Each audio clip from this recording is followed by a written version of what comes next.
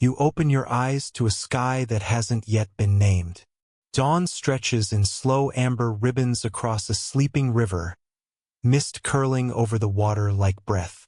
The world smells of cedar smoke, crushed sage, and the faint metallic tang of morning dew on stone. Somewhere nearby, a bird repeats the same hopeful song over and over, a rhythm as ancient as the land itself. You're standing near the edge of a small encampment, not a tribe in the museum sense, but a living place, humming with quiet motion.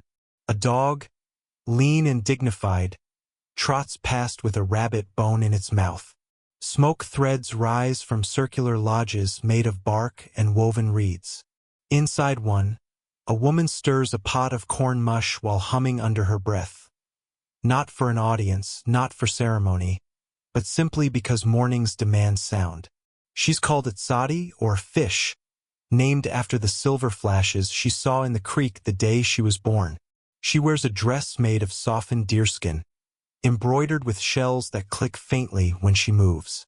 On her hands, small scars mark years of work, scraping hides, tending fires, and shaping baskets that last longer than most treaties. You, of course, have wandered in with all the grace of a lost time traveler.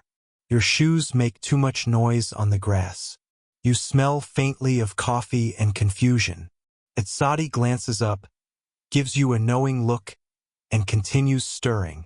You're not the first stranger this land has seen. Her daughters are outside, grinding maize on a flat stone. The rhythm is hypnotic. Scrape, press, lift, like a heartbeat made of grain. One of them laughs when her younger brother tries to help and ends up wearing more cornmeal than he makes. In this world, women's labor is not invisible. It is the center, the home, the crops, the stories, the alliances, all thread through women's hands. In the Cherokee and Iroquois nations, women often held property rights. Fields were theirs to plant and harvest. They could speak in councils, even remove male chiefs if they proved foolish. Imagine that, a world where leadership could be revoked by collective female patience running out. A truly terrifying innovation. You sit on a log nearby as Itzadi's mother, a small woman with an ageless face, sets out food for the spirits. A little bit of cornmeal sprinkled in the fire, a whisper to the unseen.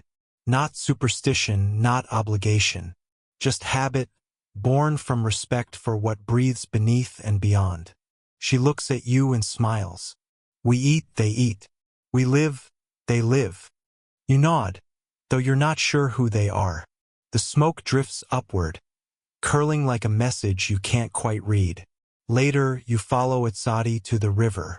She carries a bundle of cloth and a clay pot. It's laundry day, though not the kind you know. The water is cold, and she kneels without complaint. Her motions are patient, practiced, peaceful. You try to help, but your fingers go numb in seconds. She laughs softly. You'll learn. There's a sense here that time moves differently. The chores are slow, deliberate, and somehow sacred. Washing is not separate from prayer. Work is not separate from community. Even gossip is gentle, the kind that rolls between women like shared air. Itzadi tells you about the Moon Lodge, a small, red-painted hut where women go during their moon time. It's not shameful. It's rest. They sleep, eat special foods, and tell stories the men never hear. The world doesn't stop when they're gone, but it bends slightly to accommodate their absence. Imagine if modern workplaces did the same. Scholars still debate whether the matrilineal systems of tribes like the Haudenosaunee Iroquois inspired early suffragists like Elizabeth Cady Stanton, who openly admired them.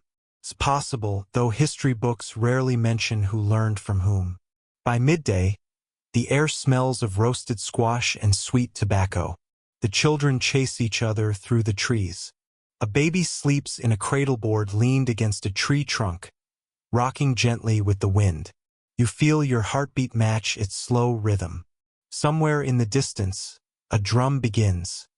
Not for ceremony, just for passing time. Sadi hums again. The melody seeps into the air like warm smoke. You realize the day is half gone, and you've done almost nothing. That's okay. You probably won't make it through this day awake. Before you drift off, remember to like and subscribe. Gently. No rush. Maybe leave a comment telling us where you're listening from and what time it is there. It helps the spirits of the algorithm find peace. Now, let's ease into tonight's journey. The sun slides low. The shadows lengthen, gold fading into blue. You follow the sound of laughter toward the village fire, where stories begin again, as they always have. Night deepens, wrapping the village in soft indigo. Sparks rise like tiny stars, the fire's warmth humming against the cool air. The scent of roasted corn and wood smoke drifts around you. Somewhere, a baby giggles in its sleep, and an owl answers from far away. You're sitting beside the same fire as before, though it feels different now, slower, fuller. Sadi's grandmother is speaking. Her voice is low, smooth as river stone, and you can't tell where her story begins or ends. It's about a woman who turned into a tree to protect her people. It's also about survival. It's also somehow about stew recipes. Stories here are not entertainment, they're structure. Each tale ties a thread between generations. Women are the weavers, literally and metaphorically. Their baskets, their blankets, their words, all meant to carry things safely from one place to another. You glance around and realize how central women are to the rhythm of this life. They're the ones who know when the corn is ready, when the river will flood, when the babies should be weaned. Power doesn't always announce itself loudly. Sometimes, it hums quietly in the background, like a loom. Sadi's younger sister brings out a pot of something fragrant, wild rice cooked with berries. You take a bite. It tastes like rain and wood smoke and memory. She tells you the rice grows on lakes, harvested by canoe, the women tapping the stalks gently so the grains fall without killing the plant. Sustainability before the word existed. Here's your major historical fact of the night. In many Great Lakes tribes, women controlled the food supply, and with it, diplomacy. Marriages, alliances, and peace treaties often depended on the gifts of corn and rice. Wars could pause for harvests. Hunger could end disputes faster than any sword. A soft laugh breaks through your thoughts. Sadi's cousin is teasing her about a young man from another village, the kind who carves his own arrows but forgets where he left them. Some things never change. You look toward the forest edge and see the moon lodge glowing faintly in the dark. Inside, women rest, talk, dream. There's a gentleness in that seclusion, not banishment but pause. Time set aside. Historians still debate whether early European settlers misunderstood this practice, mistaking it for shame when it was really sanctuary. Context, it seems, doesn't travel well across oceans. Sadi returns from the shadows with a clay jar. She pours water for you. Tastes cold and alive. Everything here listens, she says softly. So speak carefully. You nod. The fire pops. A spark lands on your sleeve, and she brushes it away with a practiced hand. You thank her. She shrugs. Fire bites everyone once. Somewhere in the distance, wolves howl. Not menacing, just announcing. The night folds deeper around the sound. By the time the embers dim, you're lying on a blanket of woven reeds, eyes half closed, watching the smoke spiral upward. The stars above seem close enough to touch. You think about how the women here move through their days. Measured, steady, woven into everything. Not hidden behind men's stories, but forming the fabric those stories are written on. Tomorrow will bring new rhythms. Grinding corn, patching hides, maybe another lesson in the art of pretending you know what you're doing with your hands. For now, though, the air hums with quiet history. You drift. You breathe. The story continues without you for a while.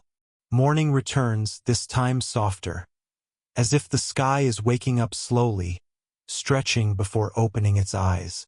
Mist still hugs the river, and the world feels half-made again, like a painting waiting for its final brushstroke. The birds begin one by one, each testing the air before fully committing to a song. You rise, or at least attempt to. Sleep still clings to your limbs like spider silk. Etzadi is already up, kneeling beside a patch of wet earth, fingers buried in the soil. She doesn't look tired. She looks anchored. Planting, she says without looking up. Again. The fields lie just beyond the village, framed by low fences of woven branches. There's a sense of choreography here. Every woman knows her place in the rhythm. Some plant, some fetch water, others sing softly, the melodies rising and falling with the wind. It's not performance. It's instruction for the crops. The Haudenosaunee called them the three sisters: corn, beans, and squash. They grow best together. Corn giving the beans something to climb, beans feeding the soil, squash shading the ground. Cooperation as designed by nature. You can almost hear the quiet laughter of the women who first figured this out. You crouch beside Etzadi trying to help. You plant one seed. She plants 10. You're slowing her down, but she doesn't seem to mind. It's about care, not speed, she says. You nod, realizing this is a principle that could save many modern workplaces. The morning hums with small sounds, hands brushing dirt, bees tracing invisible maps, the rhythmic slap of water from gourds. One woman is wearing a necklace made of tiny bones carved into the shapes of fish. Another hums a song that sounds suspiciously like gossip with a tune. Here's your major historical fact. In many matrilineal native societies, women didn't just own the fields. They decided when planting began, when harvest came, and how the surplus was distributed. In some cases, they chose the men who would travel for trade or war. In short, the survival of the entire community depended on their timing and intuition. Etzadi wipes her brow and stands, stretching. The earth listens, she says. She likes to be spoken to. You consider making small talk with the soil, but decide to leave that to the experts. By midday, the air grows warmer. Women gather near the shade to weave. You sit nearby, watching the patterns take shape. Zigzags, waves, symbols for wind and time and stories you'll never fully understand. Each thread crosses another, holding tight just like lives here. One woman jokes that her husband once tried to weave and managed to trap his own foot in the loom. Everyone laughs. You laugh too, though you don't entirely get it. Humor doesn't always translate, but laughter is universal. An older woman begins to tell a story as her hands move, about the first woman who taught weaving to birds, so they could make nests that wouldn't fall. It's equal parts myth, metaphor, and household tip. There's a line in her tale that lingers. Even the wind learns from women. You think of how much history you've read that forgot to include that detail. Later, as shadows lengthen, a few men return from hunting. They bring small game, moving quietly, respectful of the space already held by the women.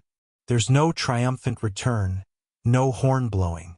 Just routine, mutual understanding, and a soft exchange of glances.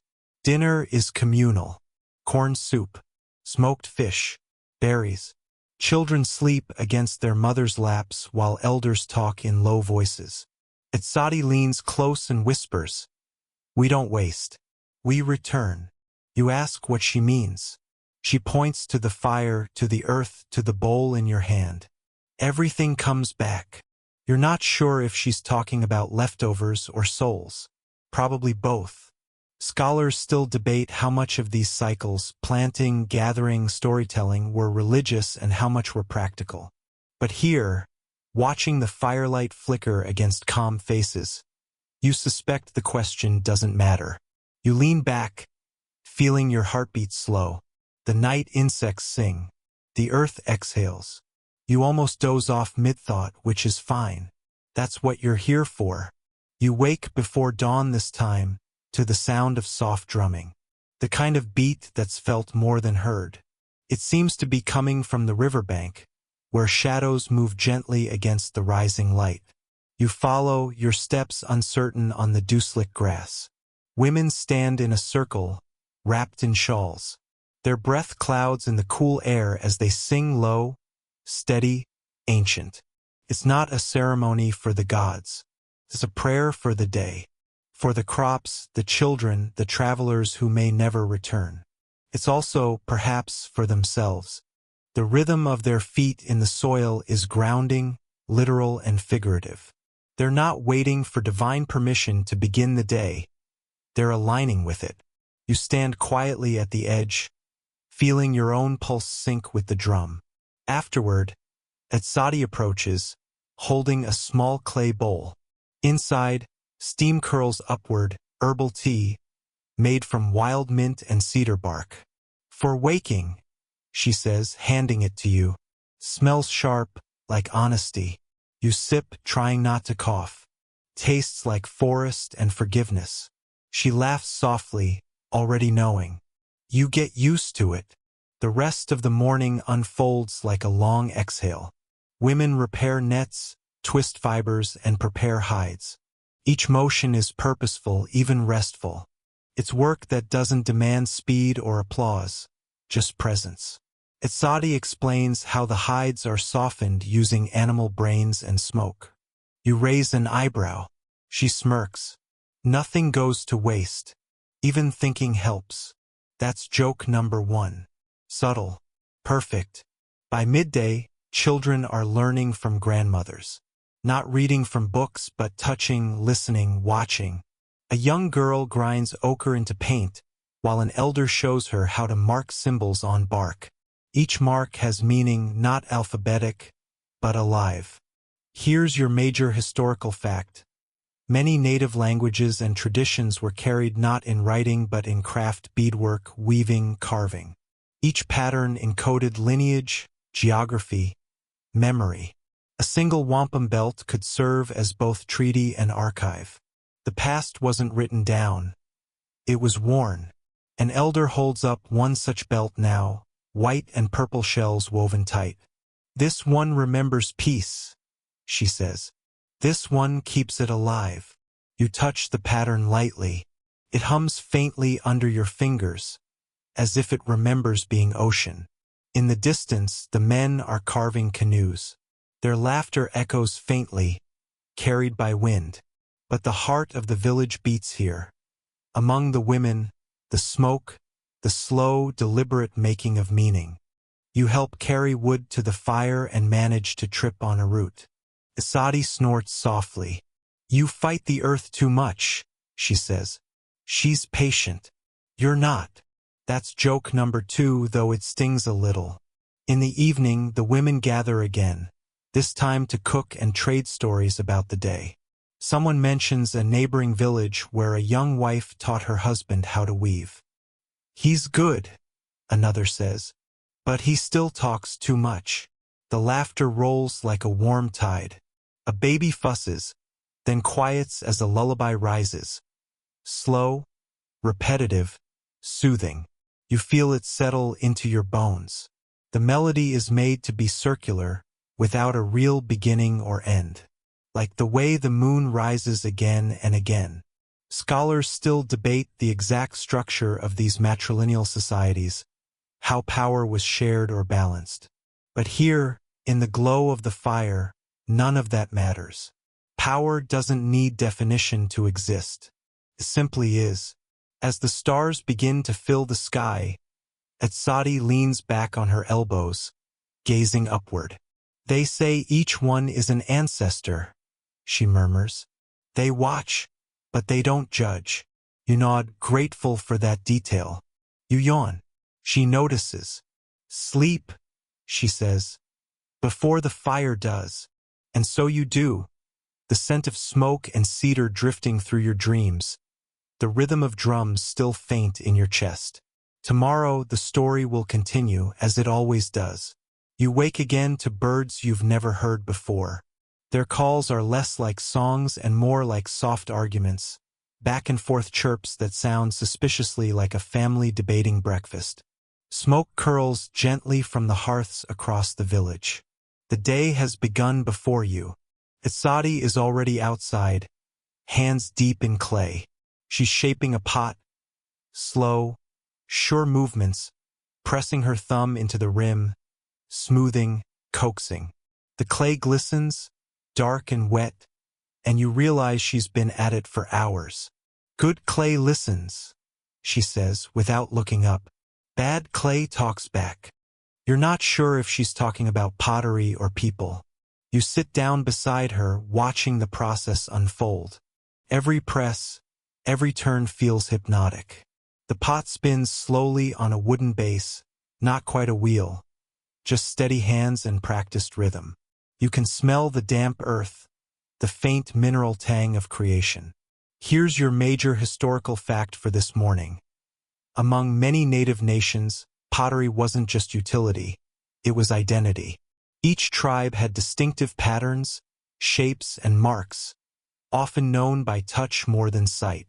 In the ancient Southwest, some pots were painted with fine geometric designs so complex that modern archaeologists have mistaken them for optical illusions. Isadi's pot, though, is simple, no painted decoration, no frills. She presses her thumbprint into the rim, a quiet signature that says, "I was here." Nearby, a few women are grinding corn, the rhythmic stone against stone sound carrying across the clearing.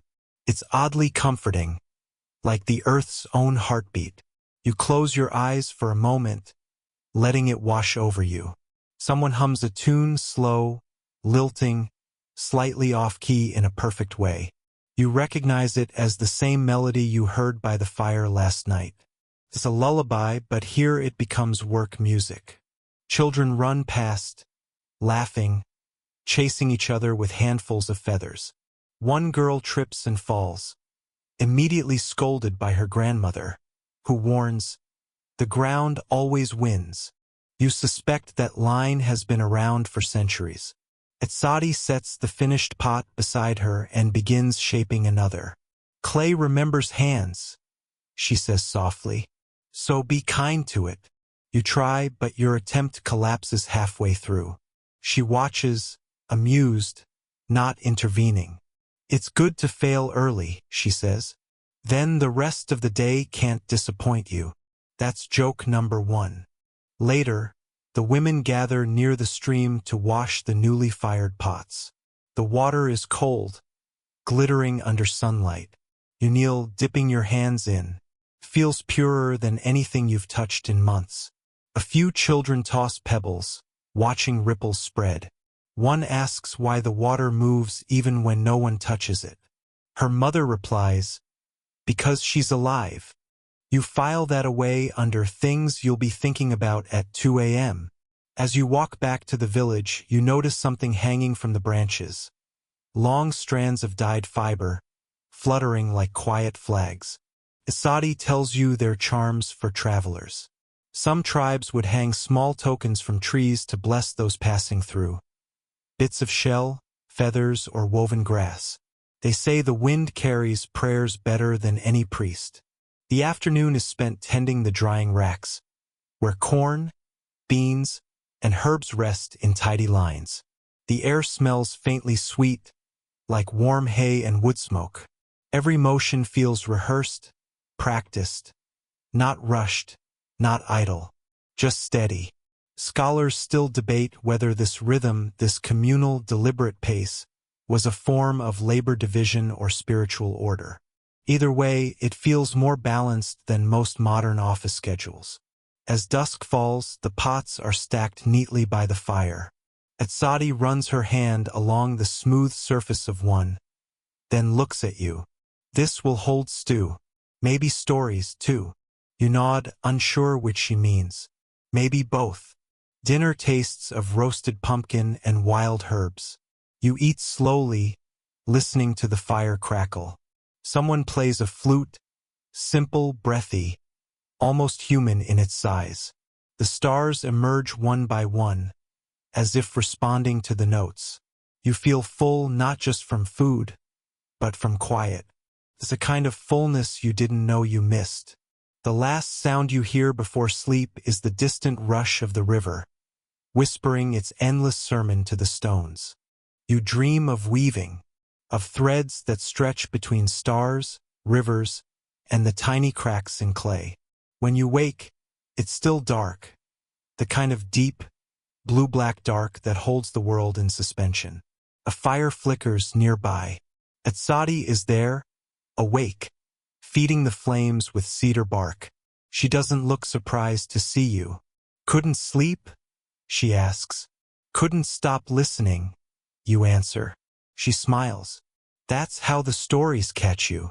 Today you learn about medicine, or rather, the philosophy of staying well, which is not quite the same as healing. A small group of women gather near the edge of the forest, baskets in hand. They move with reverence, touching leaves gently before picking them, whispering names you don't recognize. One woman carries a small pouch of tobacco. Before taking a plant, she offers a pinch to the ground. You give before you take, Etsadi explains. Balance is the rule. Here's your major historical fact. Many native nations practiced highly developed herbal medicine long before European contact. From willow bark, the original aspirin, to echinacea, yarrow, and goldenrod. Some compounds were so effective that later scientists discovered them centuries afterward, then patented what the grandmothers already knew. You walk along, feeling humbled by the quiet competence of everyone around you. The forest smells alive. Moss, bark, wild mint. Insects hum lazily. A woodpecker adds percussion. One woman points out a plant with red stems. Don't touch, she says. She bites. You take her advice. That's joke number one, though her face remains entirely serious. By noon, the baskets are full, greens, roots, berries, bark. Back in the village, they begin sorting and grinding, singing as they work. The air fills with the scent of herbs and smoke. You're given a small cup of something cloudy and told it's for strength. You ask what's in it. The answer, mostly belief. You drink it anyway. Later, you watch as Itsadi tends to an elder's sore knee, wrapping it with strips of willow bark and murmuring under her breath. The song helps, she says, even if it's only for me. You sit quietly, watching. The elder smiles through her pain, eyes half closed. It's not magic. It's gentleness applied consistently, which might be better than magic anyway. Scholars still debate how much of these practices were medicinal and how much were ceremonial. But as the elder rises, walking more easily, it seems clear that both can coexist without needing labels. Afternoon light filters through the trees, dappling the ground. You find yourself tracing the shape of a leaf in the dirt, mimicking the patterns Itsadi makes. She glances over, approving. Careful, she says. That's how apprentices are made. That's joke number two, but it carries warmth. By evening, a soft rain begins. The smell of wet earth fills the air, mingled with the faint sweetness of crushed herbs. Everyone gathers under shelters, still talking, still laughing. No rush to escape the weather. Rain, too, is part of the rhythm. Someone begins to tell a story about the first healer who learned medicine from the frogs. How she listened to their croaks and realized they sang of balance between water and land. She stayed very still, the storyteller says. That's how you learn secrets. You look around, at the firelight glancing off wet leaves, at the slow smiles, at the ease of belonging that has nothing to do with ownership. You realize that what you're witnessing isn't just survival. It's peace disguised as routine. You're tired again, but it's the good kind of tired, the kind that feels earned. Itsadi yawns beside you, pulling her blanket closer.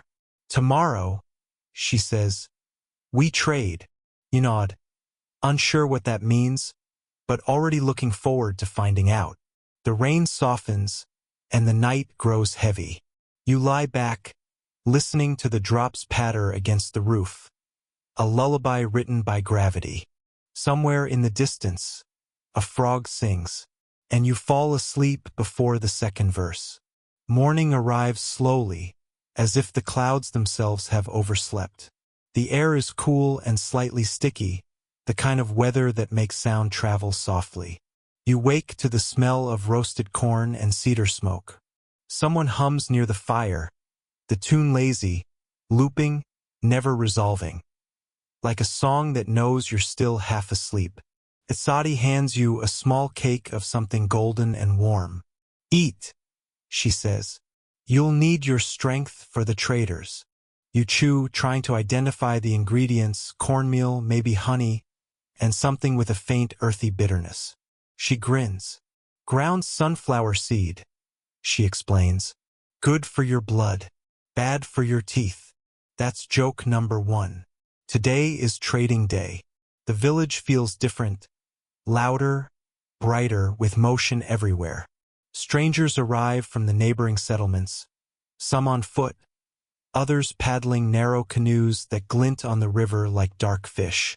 You can hear laughter, barking dogs, the occasional argument that ends in a handshake. The air is thick with the smell of wood smoke, animal hide, and food. Roasted acorns, stewed beans, fish wrapped in leaves. The marketplace isn't a place so much as an event that temporarily appears, then dissolves. Mats are rolled out on the grass. Baskets open like flowers filled with goods. Carved spoons, woven belts, clay pipes, berries dried to deep crimson. Etsadi's pots sit among them, arranged with quiet pride. You watch as she trades one for a bundle of dyed thread, another for a shell necklace from far to the east. Here's your major historical fact for the morning.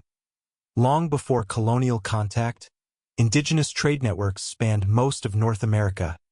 Shells from the Gulf Coast found in the Great Lakes. Copper tools carried thousands of miles. Turquoise from the Southwest appearing in the Mississippi Valley. These exchanges carried not just goods but stories, songs, and friendships that lasted generations. You touch a piece of obsidian, cool and sharp, and ask where it's from. A trader shrugs. West, he says, as if that single word could describe half a continent. Nearby, children weave through the crowd, holding carved toys and small pouches to sell. One boy tries to convince you to buy a magic pebble. You ask what it does. He replies, "It works best if you believe it." You nearly hand him a trade just for the sales pitch. That's joke number 2. You notice the women running much of the trading. They move easily, confidently, assessing value with practiced eyes. Some men linger nearby, helping carry bundles or perform music to draw attention. The hierarchy here isn't loud or declared. It simply exists, natural as water flowing around stones. Historians still debate how gender roles shifted between tribes, but in many, women controlled land, crops, and trade goods, making them the quiet architects of community power. As afternoon light stretches long, Etsadi trades her last pot for a small bronze bell. She holds it up to her ear, smiling at its faint, high chime. For the spirits, she says. Or for when dinner's ready. Depends on who's hungrier. That's joke number 3, and you laugh softly, realizing how easily humor lives here. Not performed, not written down, just woven into the rhythm of existence. When the traders leave, the village feels both emptier and lighter. Smoke from distant fires drifts across the sky in thin blue ribbons. You sit near the river, watching the ripples catch light. Someone begins to sing a farewell song, slow and circular, the kind that doesn't quite end. It fades with the wind, and for a moment, you feel that rarest of sensations. The quiet satisfaction of nothing needing to happen next. The day folds gently into evening, and the night feels like an earned exhale. You wake to a mist that hugs the ground, making the world small, as if the village has been reduced to a handful of floating islands. The sound of voices comes muffled, soft. Today, Atsadi tells you, is for storytelling. No clay, no weaving, no trade. Just remembering. The community gathers near the fire circle, wrapped in blankets, sipping from small cups of something that smells faintly like cedar and berries. Children sit cross-legged in front. Elders sit on furs or logs behind them. The air feels thick with expectation, the kind that precedes thunder or revelation. The storyteller arrives last. She's an older woman with hair like a storm cloud and a laugh that can cut through silence. Her name is not spoken casually. Everyone quiets when she settles by the fire. Without a word, she picks up a stick and draws a spiral in the dirt. Then she begins. This is where the world began. Not in the sky, but in the dark, where people could only hear each other breathing. And one woman, she was the first to move. You feel the crowd lean closer, their breath sinking. The story unfolds slowly, like a tide. A creation myth, half song, half memory. The woman shapes land from mud, teaches others to sing names into the stars, invents laughter to keep fear away. Here's your major historical fact. In many native cultures, women appear as creators or first teachers, not as passive figures but as active shapers of the world. The Haudenosaunee speak of Sky Woman falling to earth and forming land on a turtle's back. The Hopi honor Spider Woman, who wove existence from thought. The Cherokee tell of Selu, the first woman who gave corn to the people at great cost. When the storyteller speaks these names, it's not with worship but familiarity. Like old family members whose photos live in your kitchen, not your church. At one point, she pauses to sip water. Even stories get thirsty, she says dryly. That's joke number 1. The children laugh, and the circle feels lighter again. The next tale is shorter. A trickster story about a fox who tries to steal the moon and ends up with his tail on fire. You notice the rhythm of the telling, the pauses, the glances, the deliberate repetition. This performance and memory all at once. Atsadi leans close, whispering. Every time she tells it, the ending changes. That's how stories stay alive. You wonder how many versions have existed, lost in smoke, retold in different voices. Scholars still debate how much oral tradition can shift before it becomes something new. But sitting here, you realize the debate misses the point. The life of a story isn't in its words, but in the act of telling. That's joke number 2, though it's the quiet, unintentional kind. As the fire burns lower, the storyteller finishes with a warning. When the young stop listening, the old stop speaking, and then the world forgets its own beginning. The silence afterward feels sacred. Even the night insects seem to pause. Finally, a child breaks the stillness, asking, "What happens if the world forgets?" The old woman smiles. "Then we tell it again." That's joke number 3, though the wisdom inside it lingers like smoke. The circle dissolves slowly, people drifting back to their fires, still murmuring pieces of the stories. You sit there watching the last embers glow. You think about how your world tells stories in pixels, screens, fleeting posts, and how this one, made of firelight and voices, feels slower, heavier, and infinitely more permanent. When you finally lie down, the earth feels warm beneath you, as if holding the stories it's heard for centuries.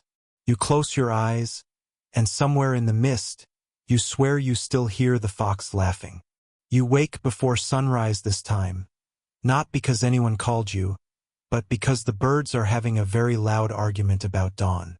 Their voices overlap, layered and chaotic, like a market where everyone's selling a different version of the same gossip.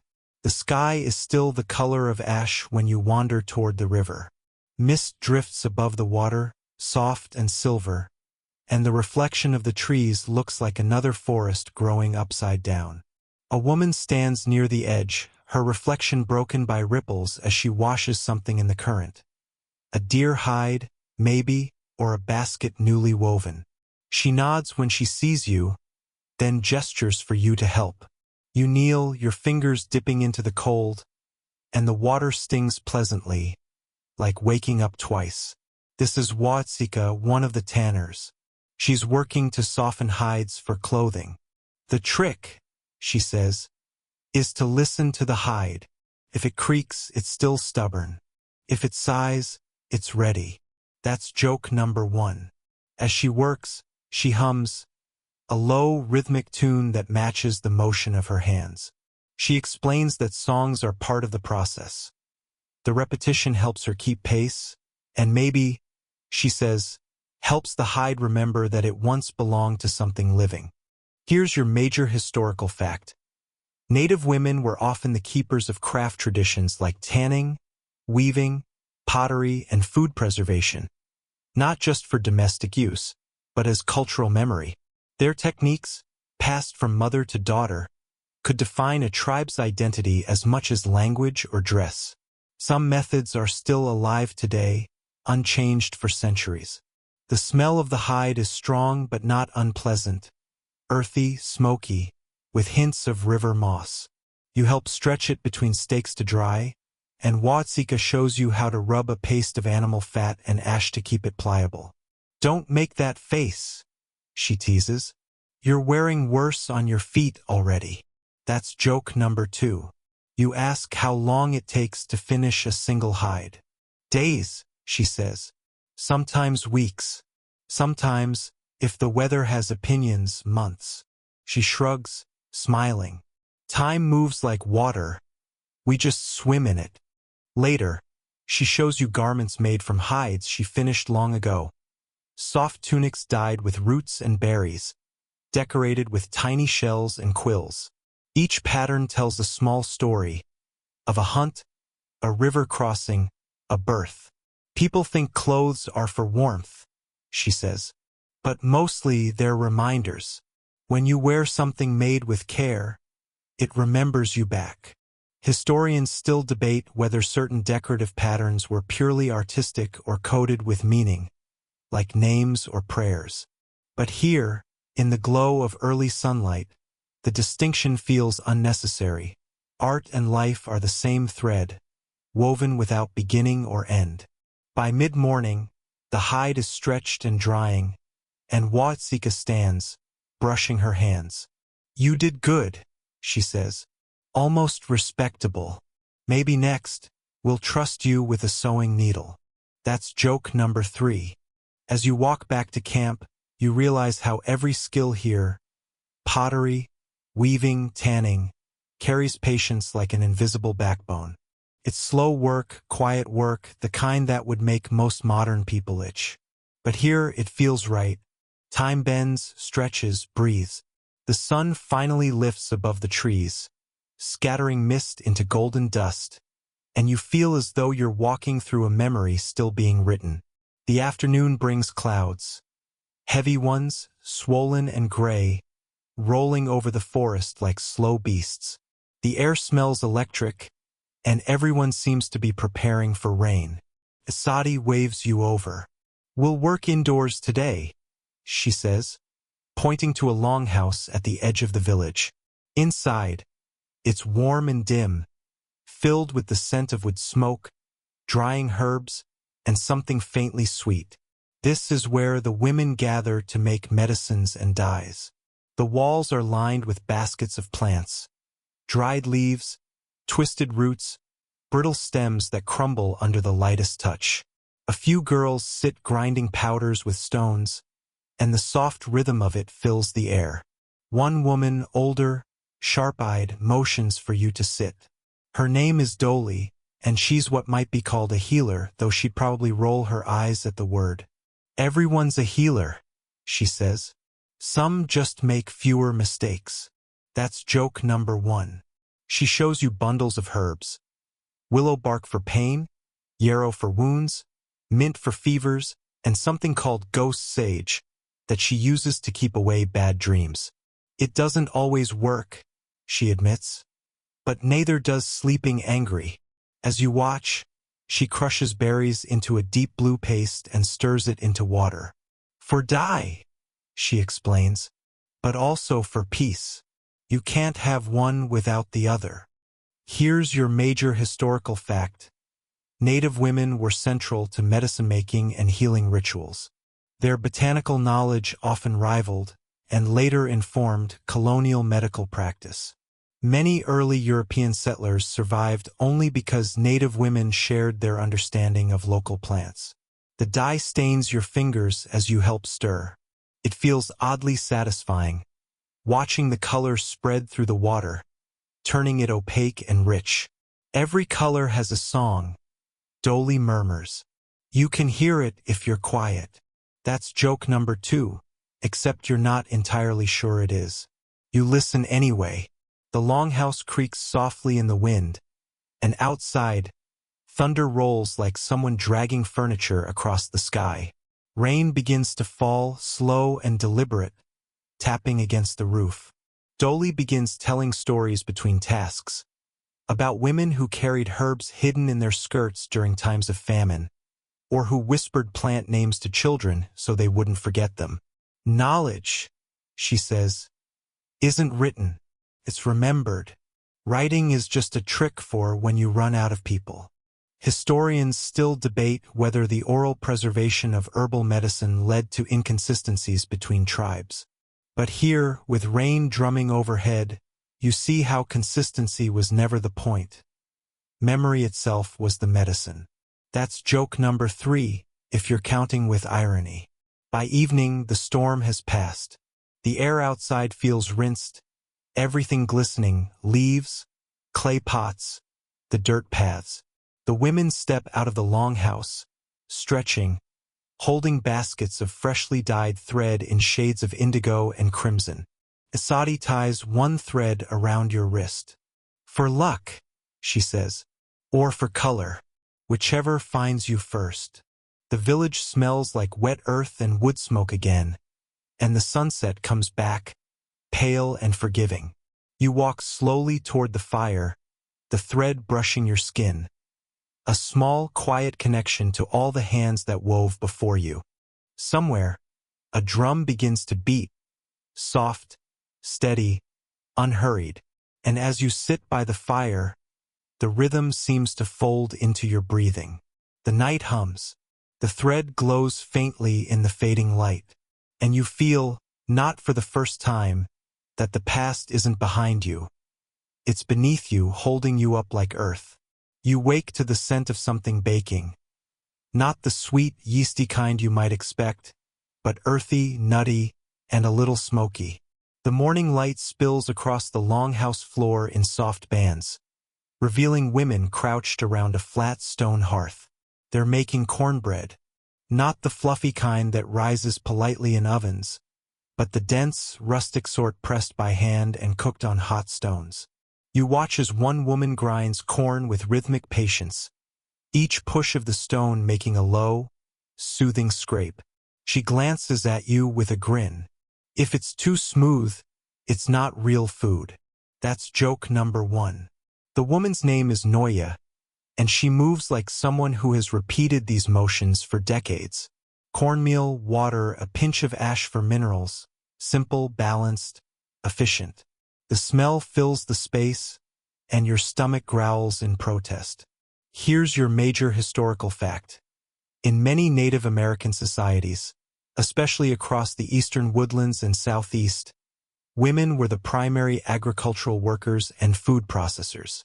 They grew and prepared what colonists later called the 3 sisters: corn, beans, and squash, a combination that provided complete nutrition. European settlers would eventually adopt the system themselves. Noya hands you a small piece of the flatbread. It's warm, crisp on the edges, faintly sweet. It'll keep you alive longer than most people you know, she says. And it doesn't argue. That's joke number 2. Outside, a few men are carving tools, children chase a mangy dog, and somewhere nearby, a baby laughs. That soft hiccuping sound that's universal in every century. The village feels settled today, content with its own pace. Noya explains that each batch of food carries a story. We share it because it remembers us, she says. If you eat what I make, I become a little less gone when I die.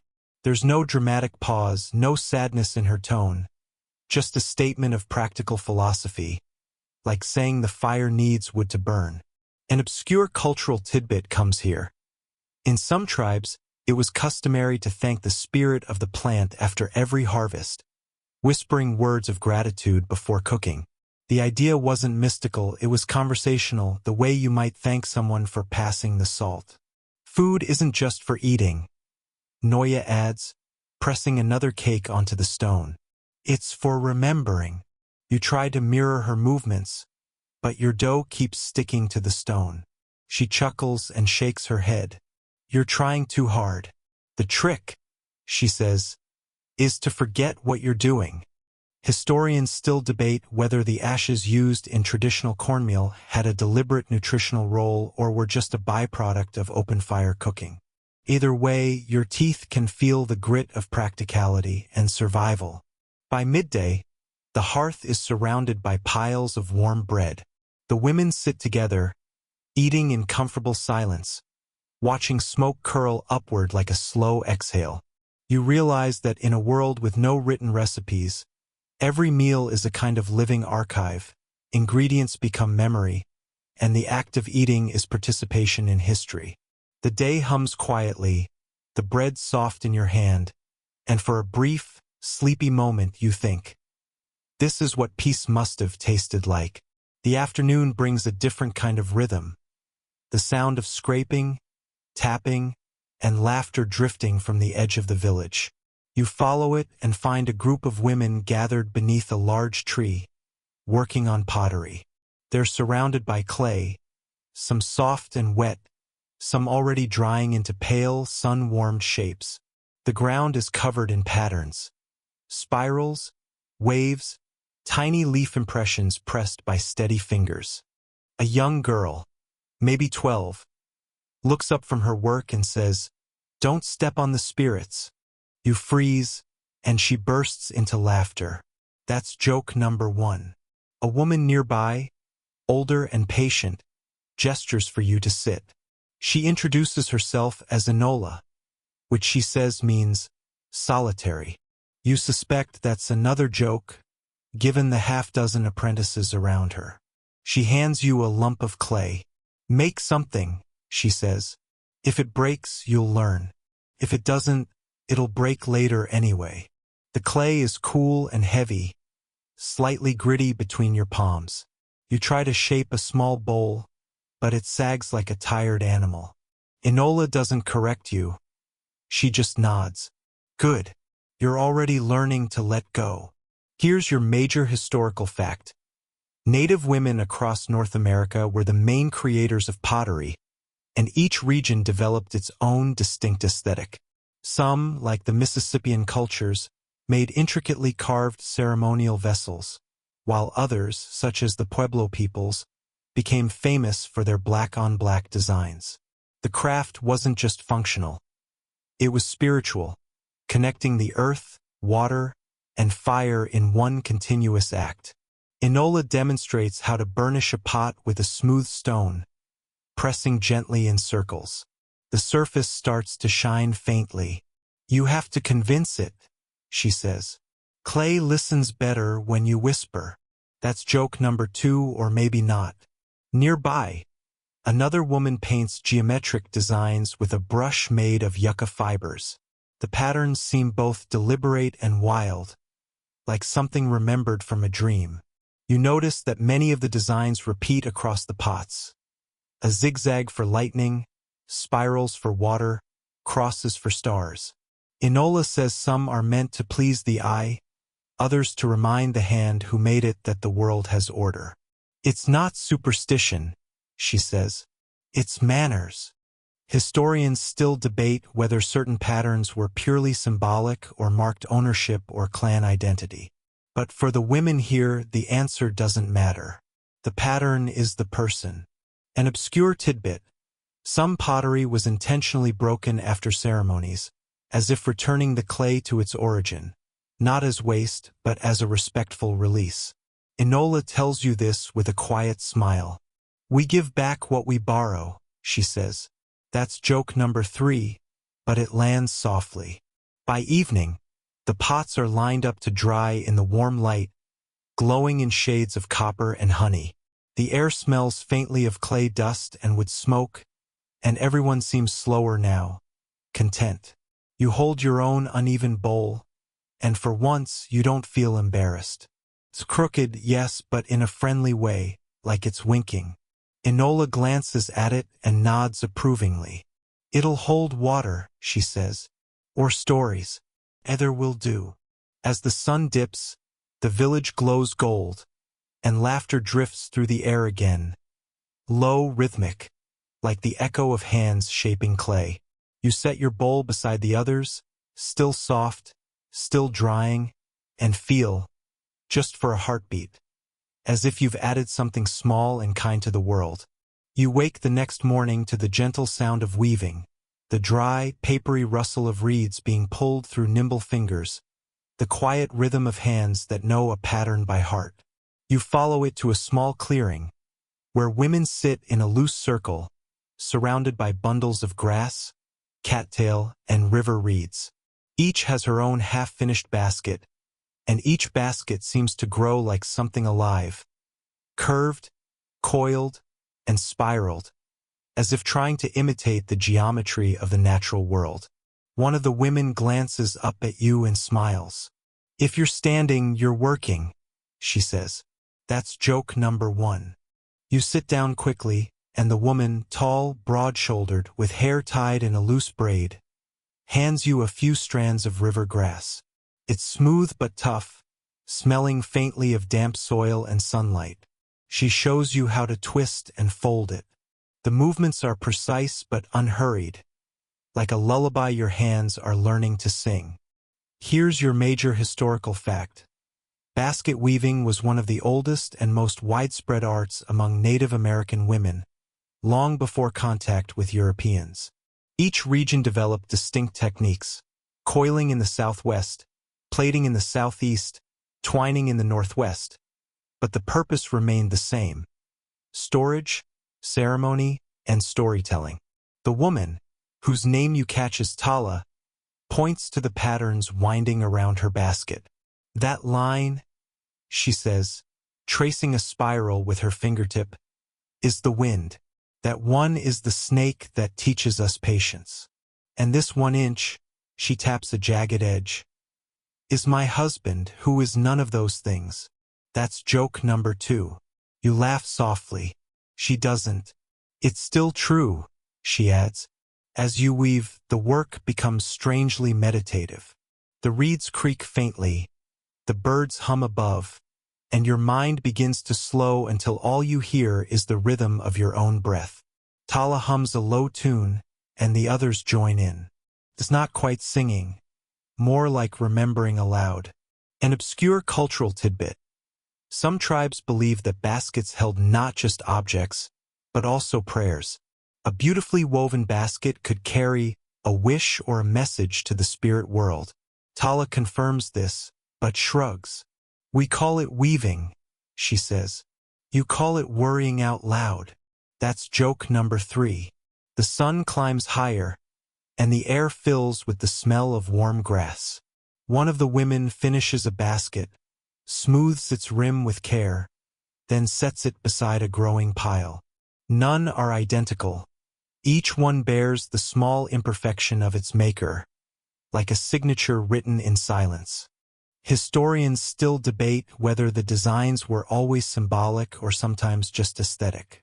But Tala's smirk when you ask tells you she already knows the answer. It's both. We make beauty so it doesn't feel like work. When you finally look up, you realize hours have passed. The women are still working, still chatting, still laughing. There's no urgency, no rush, just rhythm. You set your unfinished basket aside. It's lopsided, awkward, but Tala nods. Good, she says. It'll hold air. You'll never run out. The others laugh softly, and the sound mingles with the rustling reeds, like wind whispering through the memory of the river. Evening comes early in this part of the valley, and the light fades like ink spilled over parchment. You follow the smell of smoke and meat toward the communal fire, where people are gathering for a meal. A woman named Kinta sits close to the fire, stirring a large clay pot with a smooth stick. Steam curls up, fragrant with herbs and something unfamiliar, wild onion, perhaps, or bone broth. She motions for you to sit. Eat now, she says. Before the stories start, they'll make you forget you're hungry. That's joke number 1. You take the offered bowl, something between a stew and a soup, thick and warming. The flavor is earthy, deep, with that subtle sweetness that comes only from slow cooking and experience. Here's your major historical fact. Among many native tribes, communal meals weren't just about nourishment. They were social rituals. Food and story intertwined, reinforcing memory, gratitude, and community. Women often led these moments, balancing nourishment of both body and spirit. Around you, the chatter softens as an elder woman begins to speak. Her name is Suni, and her voice sounds like gravel and wind. Long ago, she begins, when the moon was still deciding whether to stay in the sky, the women made her a promise that they'd keep her secret. You lean forward, curious, but Kinta chuckles beside you. It's a long one, she whispers. Better eat while it's still hot. That's joke number 2. Suni's story drifts like smoke, part myth, part lesson. The moon becomes a friend, a rival, a reminder of balance. Each pause in her tale is punctuated by the sound of crackling wood or a baby's coo. You realize that the stories are doing more than entertaining. They're teaching without instruction. An obscure cultural tidbit. Some women's stories were meant to be told only in winter, when the earth was sleeping. Telling them in summer could wake the spirits too soon, bringing bad luck or weather. The rule wasn't superstition so much as rhythm, a reminder that even stories need rest. Kinta catches your glance. Don't worry, she says. This one's allowed. The moon never sleeps. That's joke number 3. The fire throws long, gentle shadows across the faces around it. You see generations layered together, old and young, quiet and curious.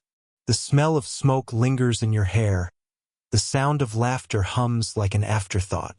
Historians still debate how much of these oral traditions survived unchanged over centuries. But watching Suni, you realize unchanged isn't the point. The stories evolve the way rivers do, same source, different bends. When she finishes, there's a hush. Even the fire crackles softly, as if reluctant to disturb the silence.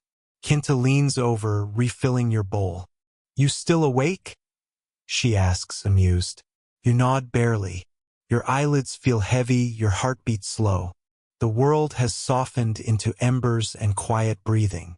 The last thing you see before the night closes in is the moon, full and bright, hanging above the trees, keeping her secret still. Morning begins again with birds that seem too cheerful for their own good. The air is thin and cool, the light a faint gold that feels more like a memory than a sunrise. You walk down toward the river, guided by the sound of laughter. Women again, but this time their hands aren't weaving or cooking. They're washing. A row of them kneels by the shallows, scrubbing cloth on smooth stones. The rhythmic slapping sound is oddly satisfying, a kind of medieval ASMR that no one asked for, but everyone gets. One woman spots you and calls out, "If you've got hands, you've got work."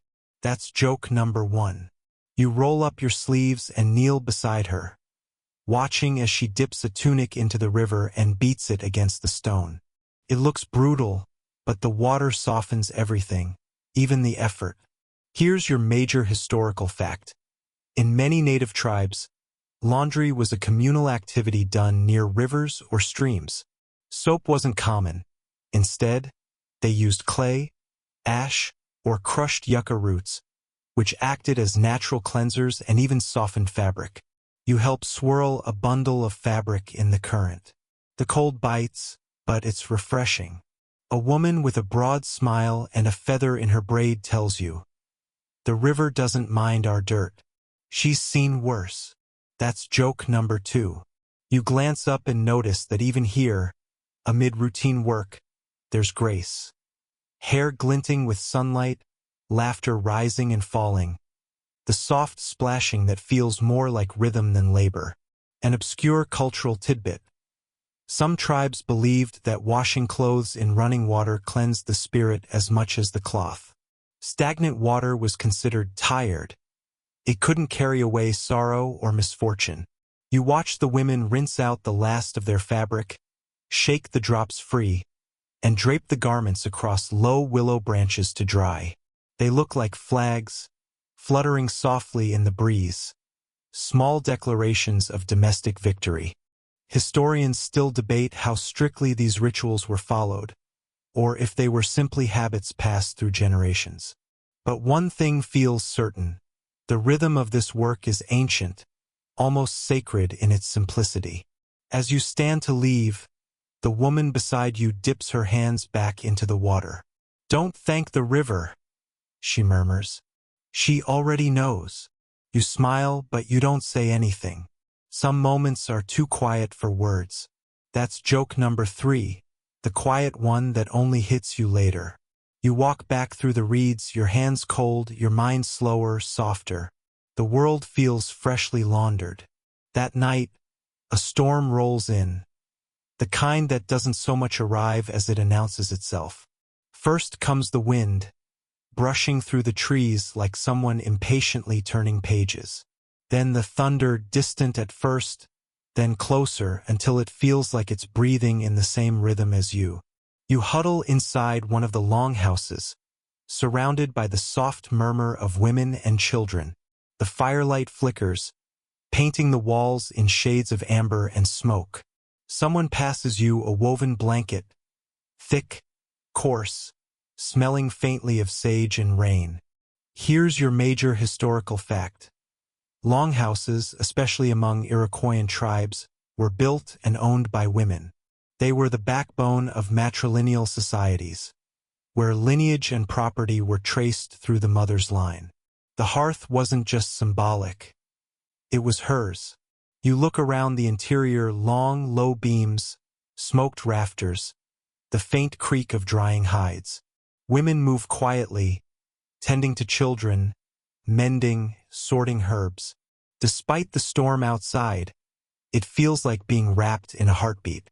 A young woman, maybe 16, sits across from you, holding a bowl of cornmeal and honey.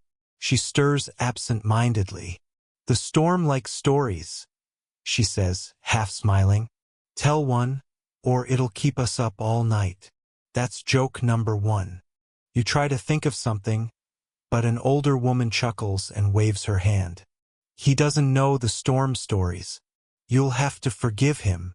Instead, she begins one herself. A story about a sky woman who fell through a hole in the clouds and landed on the back of a great turtle.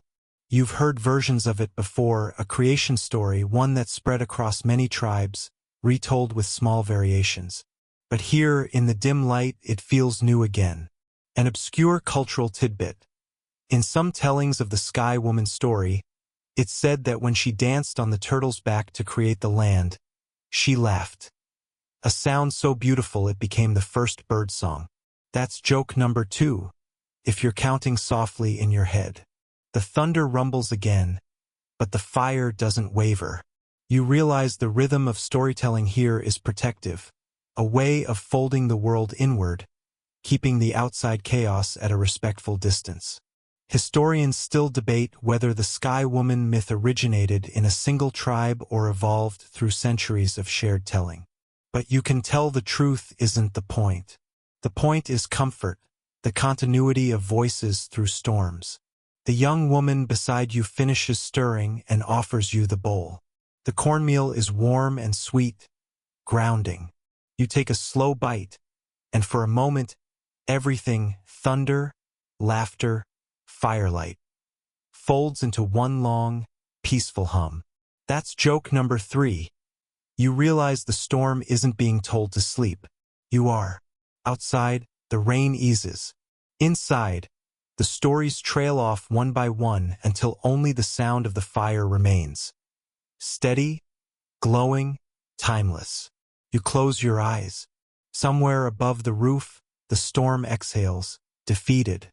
And you drift, half asleep, still wrapped in the faint, golden hum of women who know how to outlast thunder.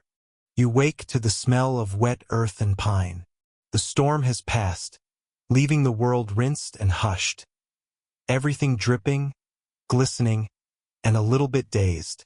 Smoke curls lazily from the longhouse vents like sighs from old souls. You stretch, blinking at the soft light spilling through the woven walls. A few children chase each other barefoot through the puddles outside, their laughter rising like small bells. A woman nearby scolds them half-heartedly, then laughs herself. You step out into the clearing, your feet sinking into damp soil. The air feels thick, like the world hasn't quite wrung itself dry. Somewhere in the distance, a woodpecker taps, measured, deliberate, as if it's keeping time for the morning. Your major historical fact today. In many Native American communities, women were responsible for both the construction and maintenance of their homes. They built, repaired, and even relocated the longhouses or teepees when the community moved. That's right, while men might hunt or trade, the women were essentially the architects, contractors, and interior designers of their time. A woman named Onawa, small, sharp-eyed, with hands always busy, gestures for you to help lift a heavy wooden beam. You do clumsily. She smirks. Careful, she says. If you drop it, you're building too. That's joke number 1. The longhouse under repair has a skeleton-like frame of curved saplings, bound with bark and sinew. You help weave cattail mats for insulation. It's repetitive but rhythmic, a pattern that feels meditative. Obscure cultural tidbit. Some tribes hung small charms or shells within the house frame during construction, believing they brought protection or harmony to those who lived there. Others whispered a prayer into each joint before binding it. An unseen architecture of spirit and wood. The sun climbs higher, warming the damp ground. You pause to drink water from a clay vessel. Onawa's grandmother sits nearby, grinding maize. She doesn't speak much, but when she does, her words arrive like the sound of gravel rolling in a stream. She glances at your work and mutters, "Not bad, for hands that look like they've only written stories." That's joke number 2, and it stings just a little. You smile anyway, because she's not wrong. As the day drifts by, the longhouse takes shape. Ribs curving, thatch settling, sunlight sneaking through in faint gold lines. It's slow, deliberate work, the kind of task that invites daydreaming.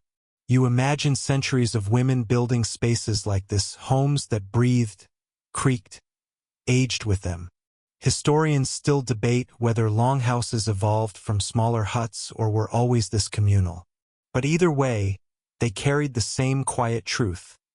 These were homes born from women's hands, not just for shelter but for belonging.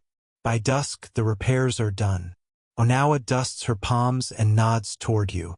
Now you can rest inside without it falling on your head. Gratitude accepted in food only. That's joke number 3. You follow her toward the fire pit, where stew bubbles in a clay pot. The scent of venison, herbs, and roasted maize fills the air. You sit cross-legged, bowl in hand, as the stars slowly blink awake overhead. And for the first time you realize this world doesn't need you to be useful. It only asks you to be present. Morning brings ceremony. You hear the faint pulse of drums before you even open your eyes. Slow, deep, steady. It's not music, it's heartbeat. When you step outside, the entire clearing feels transformed. Smoke from sage and cedar curls through the air. Women move with quiet purpose, their hair braided, their faces painted with ochre or ash in delicate patterns. You hesitate, then shake your head. She nods slowly. Then perhaps they are still learning. That's joke number 2, though it's not really funny, is it? The council ends with a shared silence. No applause, no ceremony, just a soft, mutual exhale. Then, laughter returns as everyone disperses. You wander back toward the edge of the village, where the children play with reed whistles and the scent of roasting corn drifts through the air. Onawa joins you, brushing ash from her fingers. You'll forget the words, she says. But maybe not the rhythm. You think she's right. That's joke number 3, the kind that's wiser than it sounds. As the day folds into evening, the drums return, slower now, like echoes fading down a long corridor of time. And once again you find yourself thinking, maybe the real story isn't what happened. Maybe it's what was remembered. The sky this morning is pale gold, the kind that makes everything look like it's been dipped in honey and forgotten to dry. You wake to birdsong and the faint rustle of drying hides being stretched on wooden frames nearby. It's not glamorous work, but it's rhythmic, soothing, and necessary. A young woman named Tyanata is scraping fur from a deer hide with a stone blade, humming under her breath. Her hair falls over her face like a curtain. She's been doing this since dawn. You sit beside her, unsure how to help. She smirks. You can hold the hide still, she says, and try not to fall asleep. Most visitors do. That's joke number 1, and you take it personally, mostly because you were about to doze off. Here's your major historical fact. In many Native American tribes, women handled the complex art of tanning hides. It wasn't just labor, it was craftsmanship. Properly tanned leather meant clothing, bedding, shelter, and even currency for trade. Some women became so skilled that their hides were traded hundreds of miles away, known by touch alone. You watch Tyanata's movements. Scrape, stretch, scrape, rinse. It's a ballet of patience and strength. The hide softens slowly, transformed from raw skin to supple fabric. You realize that nothing here is wasted, not time, not material, not even the mistakes. Obscure cultural tidbit. Some women believed that singing to the hides, softly, gently, as if to a child, helped the material remember kindness, making it more pliable. Whether that worked physically or spiritually, no one dared to skip the song. You hum along with her, though you're off-key. She laughs. The hide doesn't mind, but I do. That's joke number 2. The air smells of smoke and fat and earth. Behind you, another group of women is dyeing thread with crushed berries, their hands stained in shades of crimson and violet. A girl nearby accidentally spills the mixture on her dress and shrugs. It was boring anyway. Historians still debate how early trade routes brought new pigments to tribes far inland, perhaps through coastal exchange, perhaps through intermarriage with traders. But what's certain is this: women's work colored the world, quite literally. By late afternoon, the hides are drying on racks, gleaming faintly in the sun. Tyanata wipes sweat from her brow and leans back. You'll tell stories about this someday, she says. Just remember to mention who did the real work. That's joke number 3, and fair enough. You nod, stretching your sore hands. The wind carries the scent of cedar and smoke and something faintly sweet, the promise of food. Dinner tonight will be cornbread baked in clay, venison stew thickened with acorn flour, and laughter that lasts long after the stars appear. You find yourself thinking, this isn't just survival. It's choreography, 1,000 small movements that keep a world in rhythm, quiet, steady, eternal. You wake to frost, not the kind that bites, but the kind that settles like lace, soft, intricate, almost polite. The fields shimmer silver in the morning light. You hear the crunch of frozen grass underfoot, the hiss of a kettle steaming over coals. Inside the longhouse, everyone moves slower today. The air smells like roasted squash and smoke-soaked wool. Onawa sits by the fire, braiding strips of dyed bark into cord. She motions for you to join her. Winter makes people honest, she says. Nothing to hide when it's too cold to pretend. That's joke number 1, but you suspect there's a truth buried under it. Here's your major historical fact. In many tribes, winter was not just a time for rest. It was the storytelling season. When the ground froze and work slowed, oral history came alive. Around the fire, elders shared legends, moral tales, and genealogies that kept the tribe's identity intact. It was said that words told in winter traveled slower, lasting longer, like smoke caught in cold air. Tonight, one of the elders begins to speak. Her voice steady, low, wrapped in rhythm. The children gather near her knees. Even the adults lean in. The story is about a woman who tricked the north wind by pretending to freeze, only to steal its warmth. It's funny, clever, and just a little bit defiant. Obscure cultural tidbit. Some tribes forbade certain stories from being told outside winter, believing that the spirits in those tales slept during the cold months.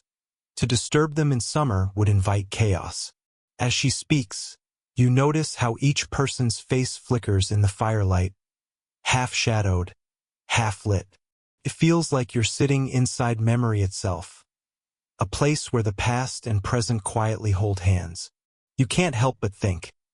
Historians have endless notes on wars, treaties, and trade, but almost none on moments like this. The hush between words, the soft murmur of agreement, the shared warmth that needs no documentation. Historians still debate whether oral storytelling can be trusted as history. But here, under this roof of smoke and frost, it feels more real than any written page. A child interrupts with a question that makes everyone laugh. Why didn't the north wind just sneeze? The elder smiles. Because even winds have pride, little one. That's joke number 2. The night grows darker, and the stars burn cold. Someone passes you a small bowl of sweetened acorn mash, comfort food from centuries before comfort food was a phrase. You taste it, and it's like memory and earth and patience, all in one spoonful. The fire crackles. The elder finishes her story. The last embers pop like punctuation marks. Onawa leans over and says softly, "You're writing this down in your mind, aren't you?" You nod. She sighs. Then remember to tell it slow. Some stories only make sense when spoken like breathing. That's joke number 3, but you take it as advice. As you lie down that night, wrapped in furs and the lingering warmth of shared words, you think, the world outside can freeze solid, but here, in this circle of women and firelight, history still beats softly, and it doesn't need to be loud to last forever. You wake to the sound of ice cracking on the river, a clean, brittle sound that reminds you the world is shifting beneath the surface. The air is sharp enough to sting your nose. You step outside the longhouse and see women gathered near the water's edge, wrapped in furs, their breath visible like small clouds. They're doing laundry, not with soap, not with neat little bars from the future. They're using snow, packing it onto the fabric, rubbing, twisting, letting the crystals lift away grease and smoke. It's strangely efficient. And yes, freezing. A woman named Sees the Fawn looks at your numb hands and grins. "City people can't survive 5 minutes out here," she says. "But that's fine. We'll let you supervise." That's joke number 1. Your major historical fact. In many Native American tribes, laundry, textile work, and food preparation were year-round communal tasks. Women didn't just wash or mend. They maintained a system of cooperation where everyone contributed, from the smallest child to the oldest grandmother. Clothing wasn't just personal. It was a symbol of respect. A well-cared-for garment honored the spirit of the animal that gave it. You notice how carefully each woman handles the clothing, even when it's just a hunting tunic or a child's blanket. Every movement feels like a small prayer of maintenance, of continuity. Obscure cultural tidbit.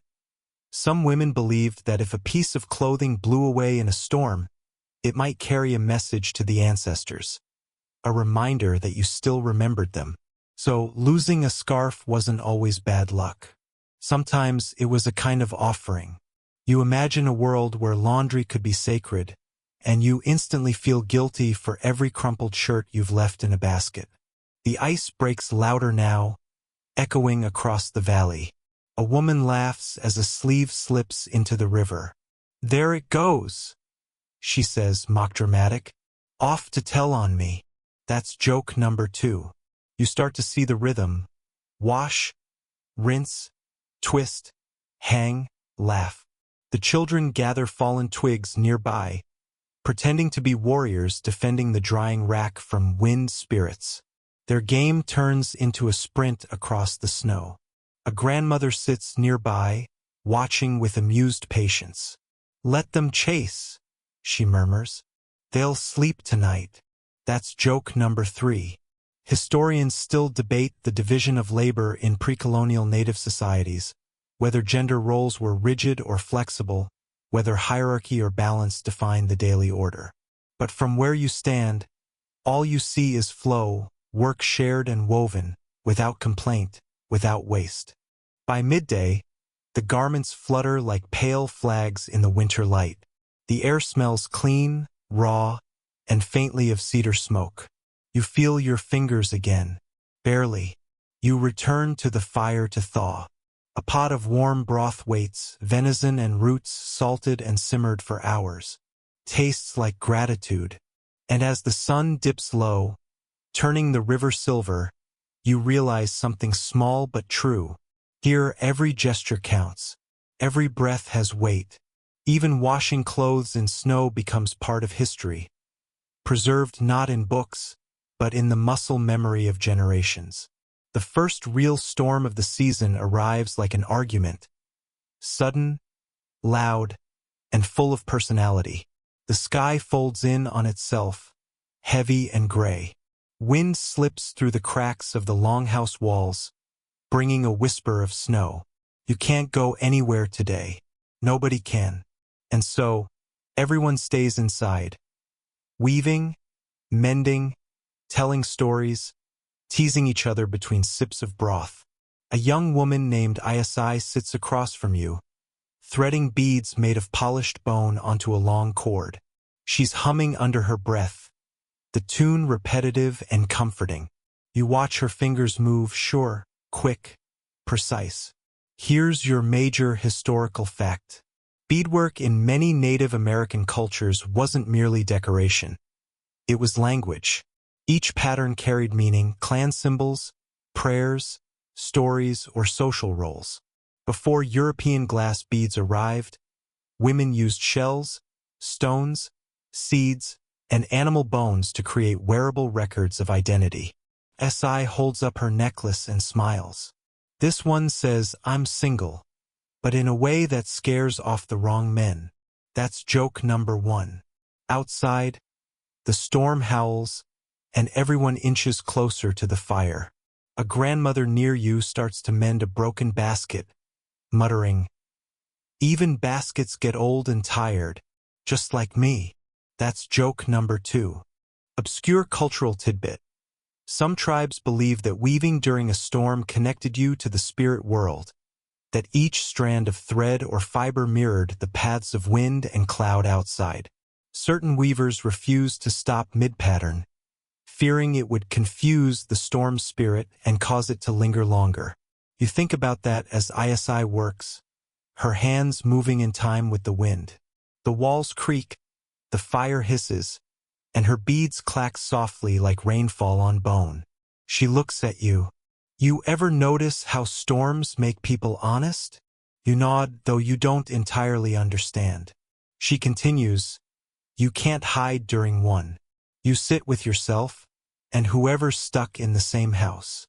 Historians still debate whether these long housebound days shaped the storytelling traditions that followed.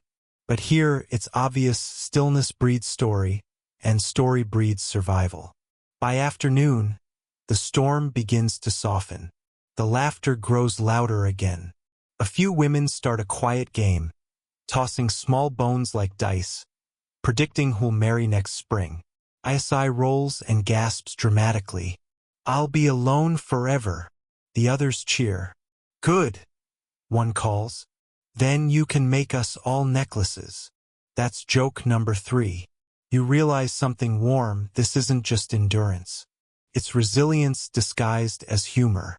Every small act, sewing, mending, teasing, keeps the cold at bay.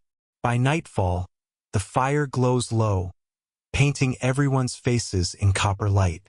You drift towards sleep as the wind whispers outside, slower now, softer. SI's beads gleam faintly in the flicker of coals. You hear her murmur one last thing before you fade. Even storms need company. You fall asleep thinking, maybe that's what history really is. A long conversation between storms and the people who outwait them. Morning returns like a cautious guest. A pale, half-hearted light slipping through the smoke hole of the longhouse. The storm has passed. The world outside glows under a crust of fresh snow. You step out and see the valley remade. Every path softened, every branch bent. The river hidden beneath sheets of glittering ice. It's so quiet that your own breath sounds immodest. You walk toward the edge of the clearing where the women are already awake, already at work.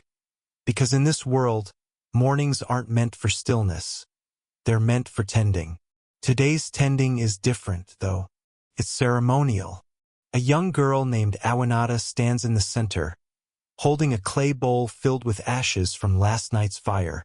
She scatters them slowly onto the snow, whispering words you don't recognize. The women murmur with her, soft, rhythmic, like snow falling through cedar. Here's your major historical fact.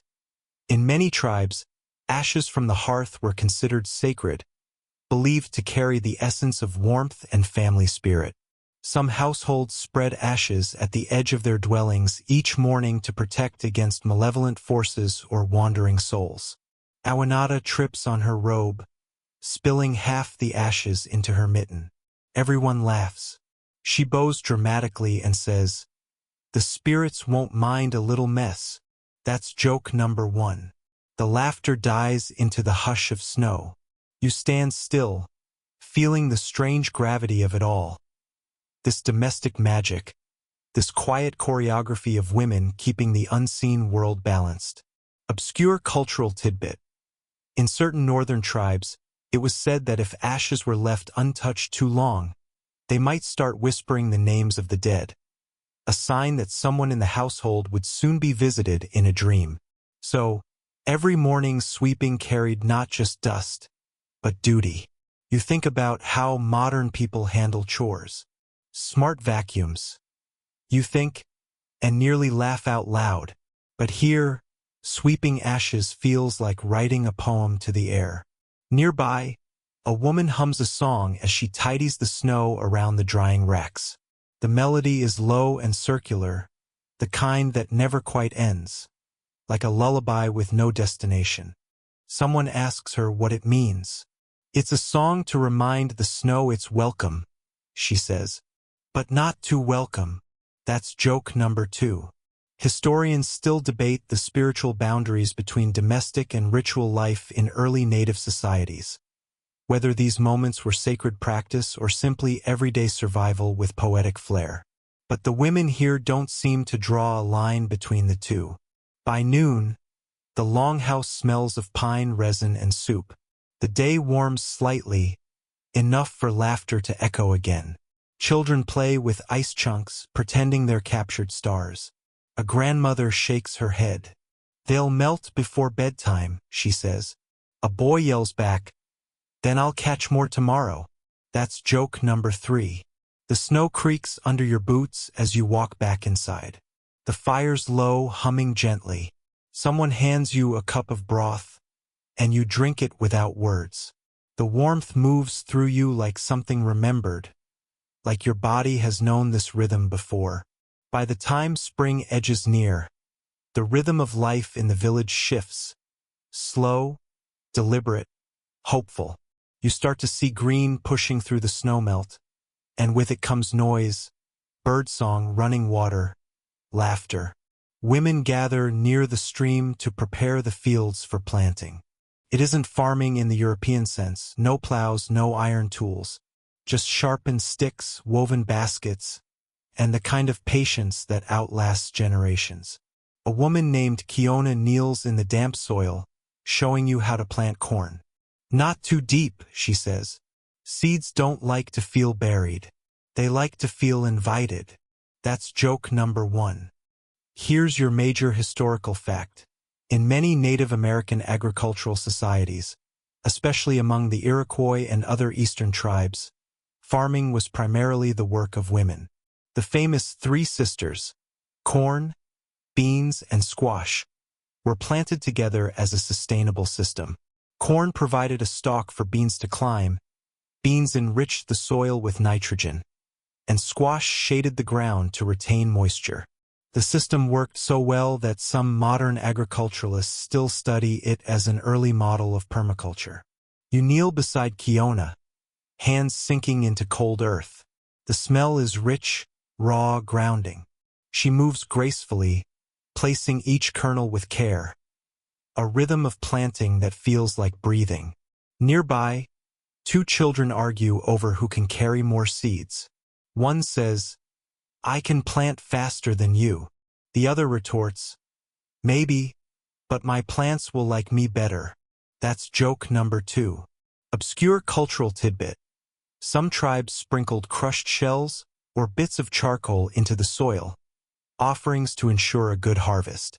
Others placed small charms made of bone or clay near the rows, believing the earth listened better when spoken to politely. You glance at the small figure Kiona presses into the dirt, a tiny carved frog.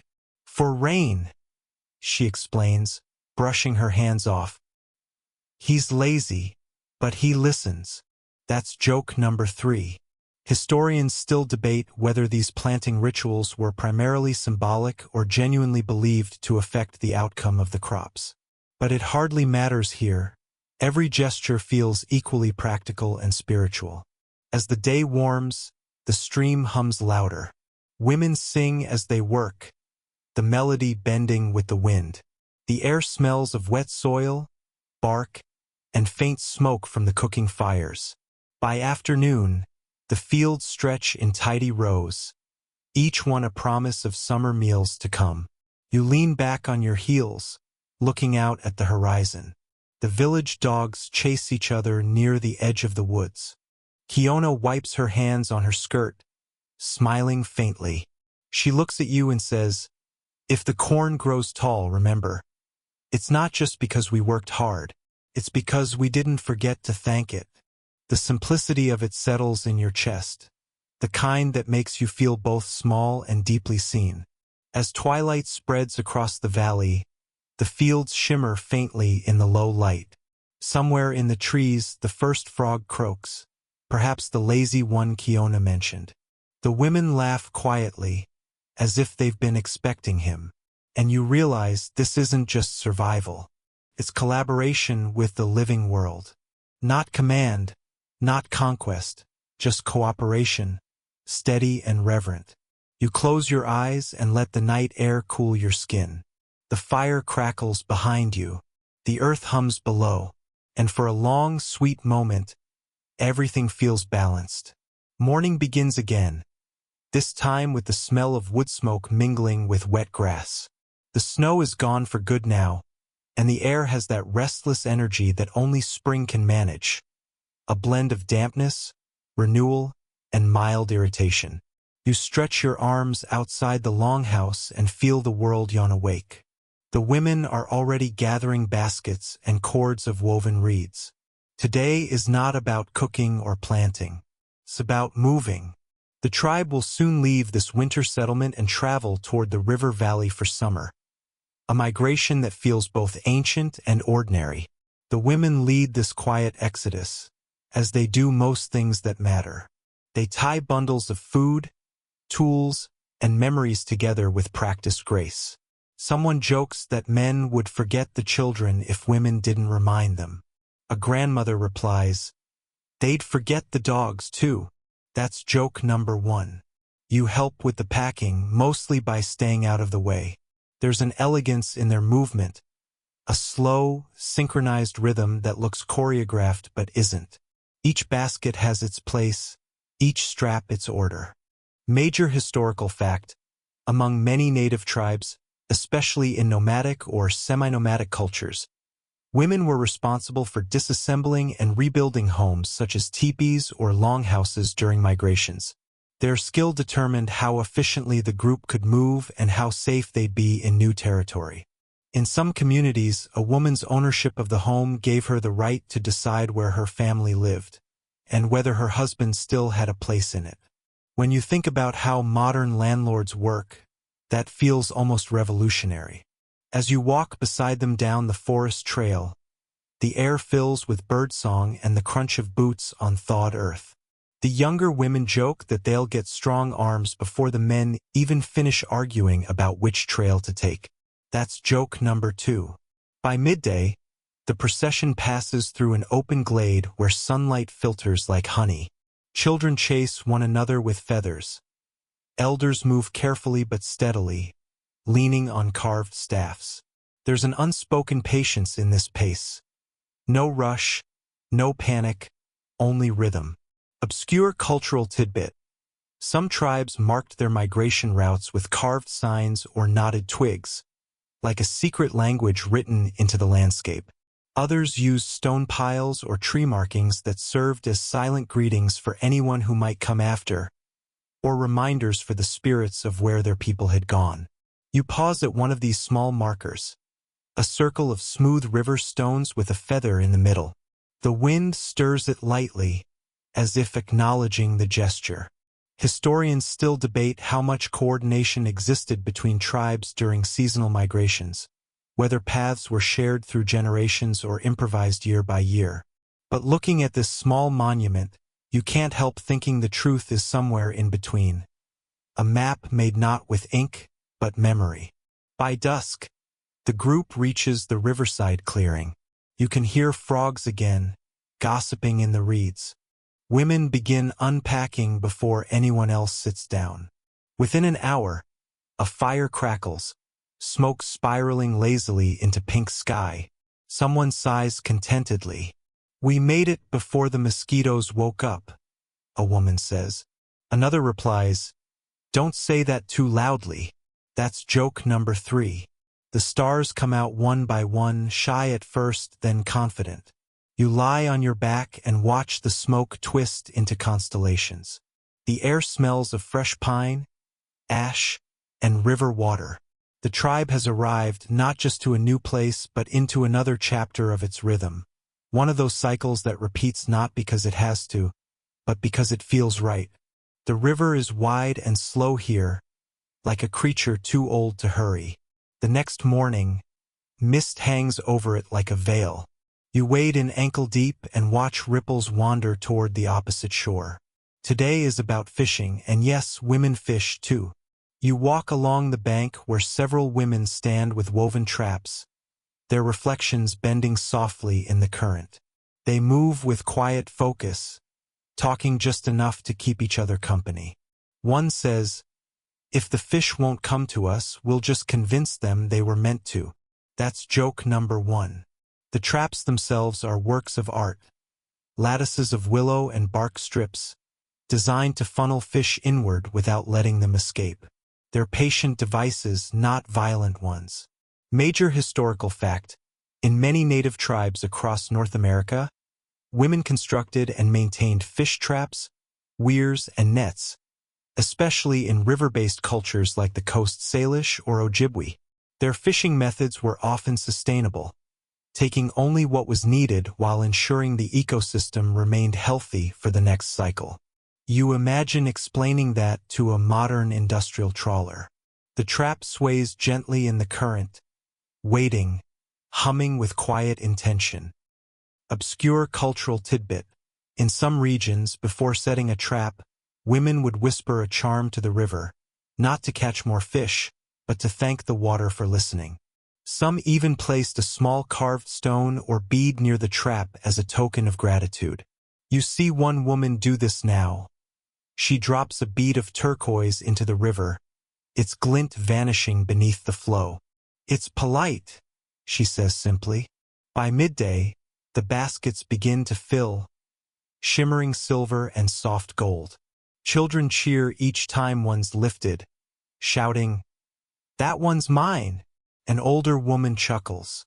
"Then you'd better eat it yourself." That's joke number 2. As fish are cleaned and laid out to dry, the camp buzzes with chatter and rhythm.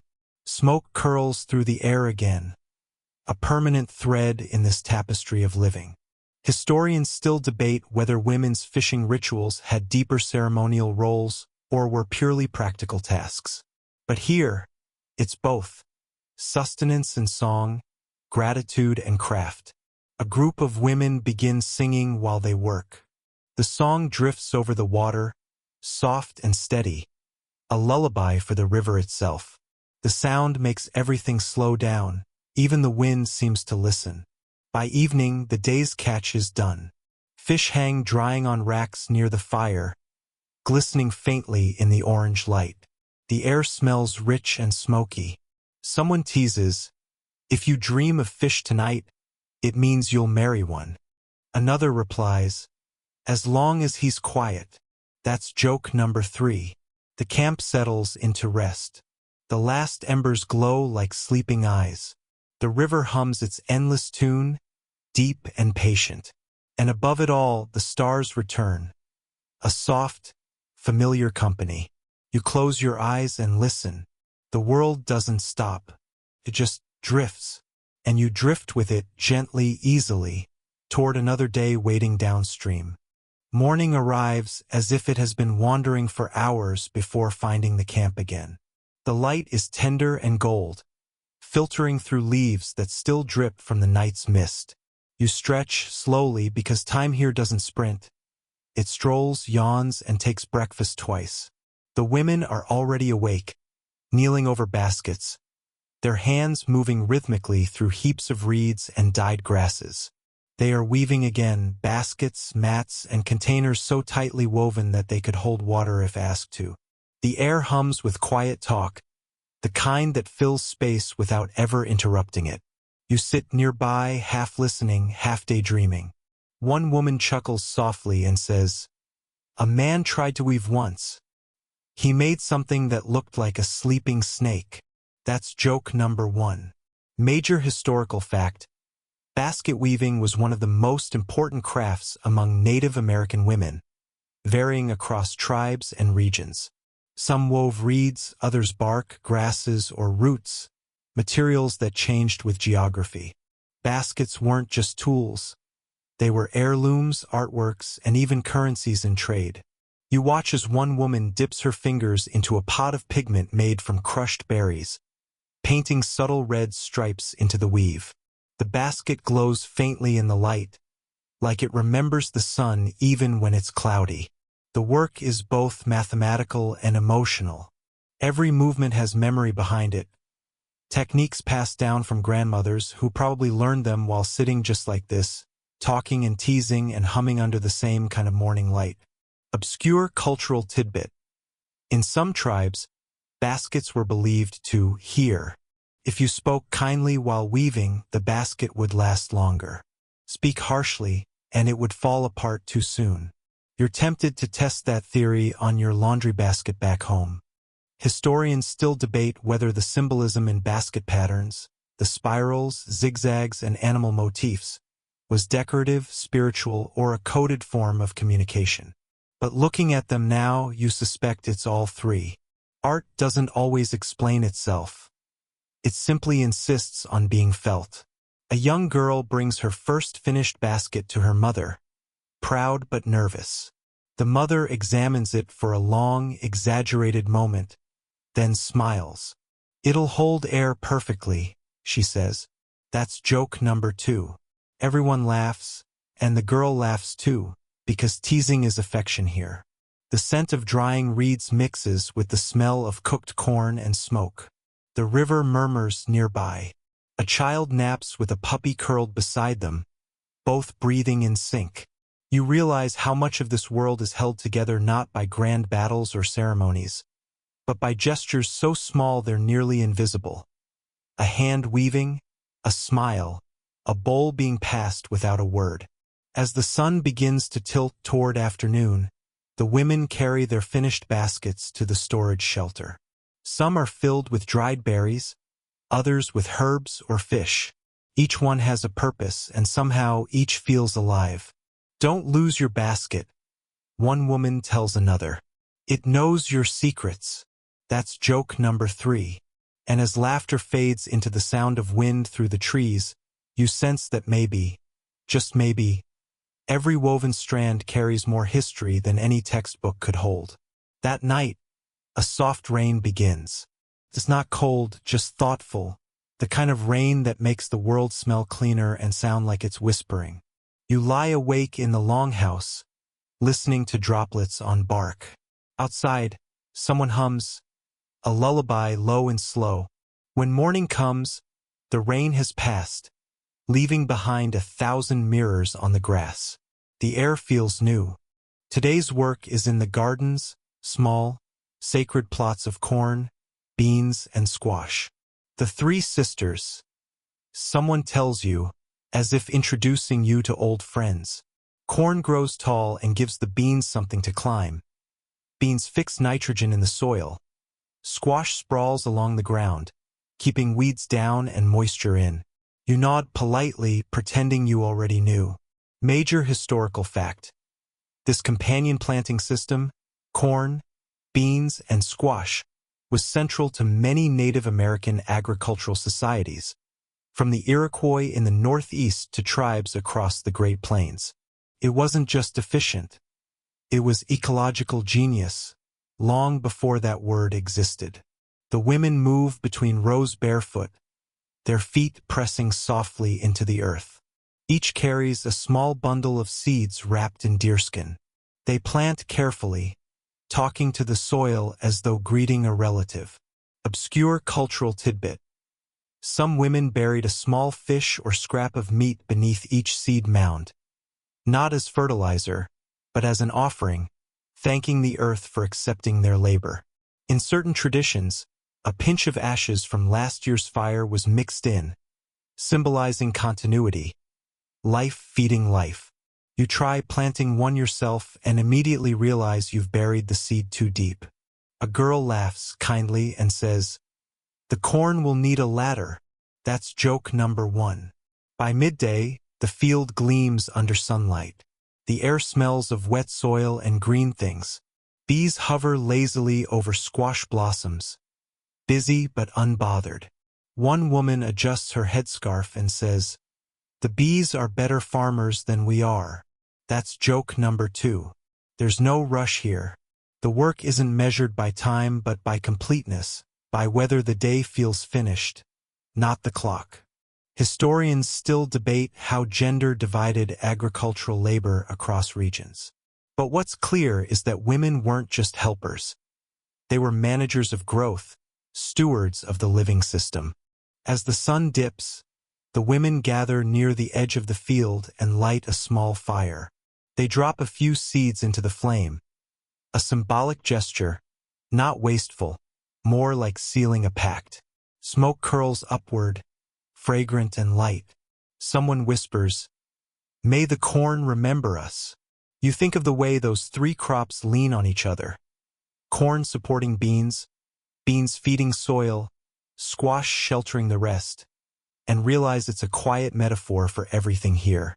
As you return toward the village, someone teases, "Don't step on the new sprouts or they'll grow crooked like your walk." That's joke number 3. The laughter echoes softly as the first fireflies appear. And for a long, lingering moment, you stand there, surrounded by flickering lights and the smell of wet earth, feeling that deep, grounded peace that only grows where women's hands have worked the soil for generations. You wake to the sound of laughter and splashing, the kind that means someone's pretending not to get wet while clearly failing. The river is alive this morning. Women and girls stand knee-deep in the shallows, rinsing hides and clothes in rhythmic motions that make the water sparkle like it's clapping along.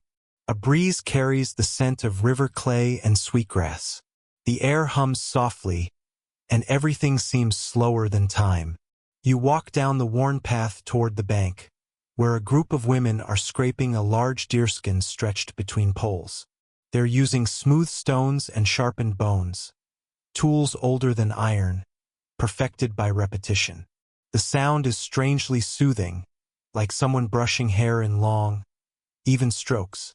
One woman waves you closer. "You want to learn?" she asks, and before you can decline, she's handed you a stone scraper. You do your best imitation of skill and immediately almost drop it. She laughs gently. "You'd starve before winter." That's joke number 1. Major historical fact. Women in many Native American tribes were responsible for tanning hides, a process requiring days of labor. It involved soaking, scraping, stretching, and smoking the hides until they became supple and durable. Softened with animal fat or brains, the leather was then used for clothing, shelter, and trade. The hides dry nearby on wooden frames, pale and luminous under the sun. You realize how many stories begin in this river. Clothes, shoes, tents, drums, all born from the same muddy water and calloused hands. Obscure cultural tidbit. Some tribes believed certain trees had better smoke for softening hides, birch for gentleness, cedar for protection. Women might sing quietly while tending the fire, not as ceremony but out of habit, songs that taught rhythm to work. Historians still debate whether specific tanning songs carried meaning or were simply practical, a tempo for endurance. But listening now as the women hum, you suspect they carry more than rhythm. They carry memory. As the hides dry, the women sit in a semicircle mending moccasins and tunics. One pulls out a needle made of bone, another a spool of sinew thread. The stitches are so fine they look like whispers holding the fabric together. A young boy runs past, slips, and falls into the shallows. Everyone bursts into laughter. "Now he's tanned too," someone calls. That's joke number 2. You can't help laughing. The river glints in approval. As the day unfolds, the women talk about the coming season, when the geese will migrate, when the berries will ripen, when the men will trade far to the north. But the conversation always loops back to the small, familiar. How one child keeps losing shoes, how the smoke from one's fire smells of burned corn. "Life is made of smoke and shoes," one woman says. That's joke number 3. The wind shifts. You catch a whiff of drying leather, musky and earthy. It's not unpleasant. It's the smell of endurance, of skill disguised as routine. As evening draws close, they gather up the tools, folding the hides neatly. You realize that nothing here is wasted. Not time, not effort, not even laughter. The river keeps flowing, unconcerned. It has seen centuries of women standing in it, laughing, working, living. And now, for a brief, sleepy moment, it's seen you too. Night settles again, soft, deep, and heavy with crickets. You lie by the fire, watching sparks drift upward like lazy stars. Somewhere nearby, the women's voices weave through the dark, low and melodic, recounting stories older than the names for the stars themselves. Tonight's tale begins with a grandmother's voice. It's not dramatic, no thundering gods or epic battles. It's about a spider woman, patient and wise, who weaves the world into balance each morning. She mends tears in the fabric of life the same way these women mend baskets or clothing. Major historical fact: in many Native American traditions, Spider Woman or Grandmother Spider is a creation figure, a weaver of order, connection, and storytelling. Her web is the world itself, a reminder that all things are bound together. You imagine her fingers, infinite and gentle, weaving your very breath into the web of night. The women's laughter ripples between verses. Someone interrupts to ask who first told the story. Another responds, someone older than the hills, probably still listening. That's joke number one. The storytelling isn't performance, it's inheritance. Children yawn, eyes wide but fading. The fire pops now and then, as though agreeing with the tale. Obscure cultural tidbit. Some tribes would tie a single thread to a baby's cradle, a quiet tribute to Spider-Woman, ensuring good dreams and protection. This tradition later evolved into dream catchers, though few modern versions carry the same depth of meaning. You look at the thread glinting in the firelight, delicate as moonlight, and feel something calm inside you. That ancient reassurance that someone, somewhere, is still mending the world. Historians still debate whether the earliest oral stories of Spider-Woman were rooted in astronomy, spirituality, or domestic metaphor. The idea that weaving itself symbolized female power and cosmic order. But for the women here, it's simply truth. The world holds because they keep it from unraveling. The grandmother's voice slows as she finishes. And when the world begins to fray, remember to weave it again. The fire crackles. Silence folds gently over the camp. Then, from the darkness, someone whispers, so that's why my clothes never stay mended. The spider's tired of me. That's joke number two. Laughter ripples once more, soft and drowsy. As the embers fade, one woman begins a low song, not for work this time, but for rest. It's wordless, something between a hum and a sigh, meant to coax the world towards stillness. You feel your eyelids grow heavy. The last thing you notice before drifting off is a small spider spinning its web near the fire, each strand glowing orange in the dying light. A young girl watching it whispers, she's fixing the stars. That's joke number three, though it sounds more like poetry. You smile as sleep takes you, wrapped not in blankets, but in centuries of calm. A web of warmth and laughter spun by countless hands. Morning again, though the light is softer this time, the kind of pale, silvery dawn that feels unsure of itself. You wake to the smell of something roasting on an open fire. Maize cakes, crisping at the edges, their scent earthy and faintly sweet. A small group of women is already gathered, kneeling near the embers, flipping the cakes with carved wooden paddles. They work in near silence except for the occasional laugh or soft murmur. One woman hums a tune so steady it sounds like a heartbeat. You stretch, brush the sleep from your face, and join them. The ground beneath you is still cool with dew. A woman hands you a small, round maize cake. Eat, she says, smiling, before it walks away. That's joke number one. The cake is warm, gritty, and smoky, a kind of comfort you didn't know you were missing. Major historical fact, corn, or maize, was the cornerstone of life for countless Native American tribes, especially those in the eastern woodlands and the Southwest. Women were its caretakers, planting, tending, harvesting, grinding.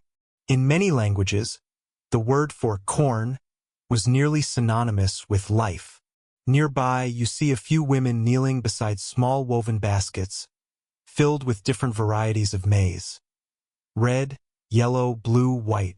One elderly woman picks up a blue kernel and holds it to the light like a gemstone. This one's for ceremony, she explains. You don't just eat color like this. You pray with it. Obscure cultural tidbit. In certain Pueblo traditions, blue corn was believed to be the most sacred. It was sometimes used to make special dishes offered to spirits or ancestors. Even the way it was ground or cooked held meaning, clockwise motions for harmony, counterclockwise for release. The rhythmic motion of grinding corn fills the air, a hypnotic rasping that seems to merge with the rustling of leaves. You feel your heartbeat slow to match the tempo. Historians still debate whether the first domesticated maize came from southern Mexico or was cultivated independently in different regions. But either way, its presence shaped not just diets, but entire cosmologies. For many women, maize wasn't a crop. It was kin. The woman beside you wipes her brow with the back of her hand. The men think they hunt to feed us, she says, smirking. We feed them every day, 3 times forever. That's joke number 2. You smile and nod. The truth of it glows brighter than the fire. Children run by, chasing a chicken that clearly wants nothing to do with them. A dog gives half-hearted chase, too lazy to commit. The air smells of ashes and sun-warmed earth. As the meal ends, the women share stories about the first corn they ever planted. Tales of bad soil, birds that stole too much, rains that came too late. Yet each story ends the same way, with laughter. Failure here isn't tragedy. It's just another kind of weather. One woman says, "You plant enough years. You stop praying for rain and start praying for patience." That's joke number 3. You let out a soft laugh. Somewhere above, a hawk circles, calling out like a reminder that even the sky has routines. When the fire dies down, the women brush the ashes aside, leaving faint spirals in the dust, marks of where the day began. And as you walk away, you realize something gentle but true. In every civilization, there's always a woman feeding it, unseen and indispensable. Later that afternoon, the air changes, thick with the promise of rain. You follow the women inland, past the fields and the cluster of lodges, toward a clearing ringed by birch trees. At the center, a few women stand around a small wooden frame covered in delicate lines of beads. The pattern shimmers in the fading light, each bead a droplet of history strung in place. One woman sits cross-legged, holding a thin bone needle, weaving beads into a belt that looks like a story frozen in color. She nods to you. "Every stitch means something," she says. "So don't sneeze near it." That's joke number 1. Major historical fact. Wampum belts, created primarily by women in tribes such as the Haudenosaunee, Iroquois, and the coastal peoples, were not just decorative. They were living records, treaties, memories, genealogies. The purple and white shell beads symbolized agreements between nations, promises between people, and even spiritual truths. You crouch to watch her work. The beads click softly, like whispered punctuation marks. Obscure cultural tidbit. Certain wampum designs were said to contain power, not in the beads themselves, but in the memory they carried. Some women refused to touch unfinished belts after sunset, believing dreams could tangle the meanings. The woman beside you leans in conspiratorially. "I touched one at night once," she says. "Dreamed I married a raccoon." That's joke number 2. Laughter ripples through the group, and the tension of the afternoon rain seems to ease. Historians still debate how much of wampum's meaning was strictly symbolic versus practical. Some argue it was a proto-writing system. Others insist it was purely mnemonic, meant to be read aloud by those who remembered the stories. But either way, its authority came from the women who made it. Rain begins to fall, slow and tentative, like a careful visitor. The women move under a thatched canopy, their hands never pausing. Raindrops patter softly on the leaves above, keeping rhythm with their work. You sit beside them, watching how the beads gleam against the storm-dark sky, like tiny moons, patient and eternal. One woman squints and mutters, "If men ran diplomacy, we'd all be at war before lunch." That's joke number 3. You can't help but laugh, even as thunder murmurs far away. The belt grows longer, its pattern emerging, alternating lines of purple and white shells that ripple like waves. The maker runs her fingers over the surface with quiet reverence. "This one's for memory," she whispers. When the old ones are gone, this will still speak. And in that moment you realize history isn't carved in stone or written in ink. It's woven by hands that never stop moving, even when the world does. The rain steadies, gentle and warm. You close your eyes, listening to the patter above, the soft clicking of beads, and the low hum of women telling the world's story. One shell at a time. You breathe slower. The world narrows to color, sound, and calm repetition. The storyteller's voice in your mind grows drowsy, murmuring. This is how memory survives. Not loud, not grand, but quietly, through hands and time. The rain clears overnight, leaving behind a sky so clean it looks freshly painted. You walk through the village at dawn, the ground soft beneath your feet, the air smelling faintly of wet bark and smoke. A line of laundry sways lazily between two poles, dresses, hides, blankets, all stitched by hand, each one a small act of quiet mastery. In the center of the village, a group of women kneel around something you first mistake for a cooking fire. But as you draw closer, you see the flicker of paint pots instead of flames. One woman dips a brush made from animal hair into a bowl of red pigment. She draws a long, deliberate line across a strip of tanned hide. The line curves, spirals, then blooms into something recognizable. A stylized turtle, its shell a mosaic of tiny geometric shapes. She looks up at you. This one's for the north wind, she says. He's stubborn. Needs to be reminded who's boss. That's joke number 1. You smile, and she smirks back without breaking her brushstroke. Major historical fact. In many Native American tribes, women were the keepers of symbolic art, pottery designs, body paint, textiles, and storytelling hides. Each piece of art was a kind of record passed from one generation to the next. Symbols weren't mere decoration. They carried cosmological meaning. Storms, spirits, harvests, even dreams.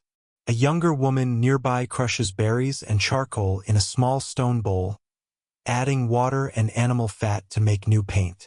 She hums softly, the same tune you heard days ago while grinding corn. Obscure cultural tidbit. Some Plains tribes believed that painting was a form of speaking to the spirit world. A woman might add hidden patterns into a robe or shield cover to ensure protection for a loved one.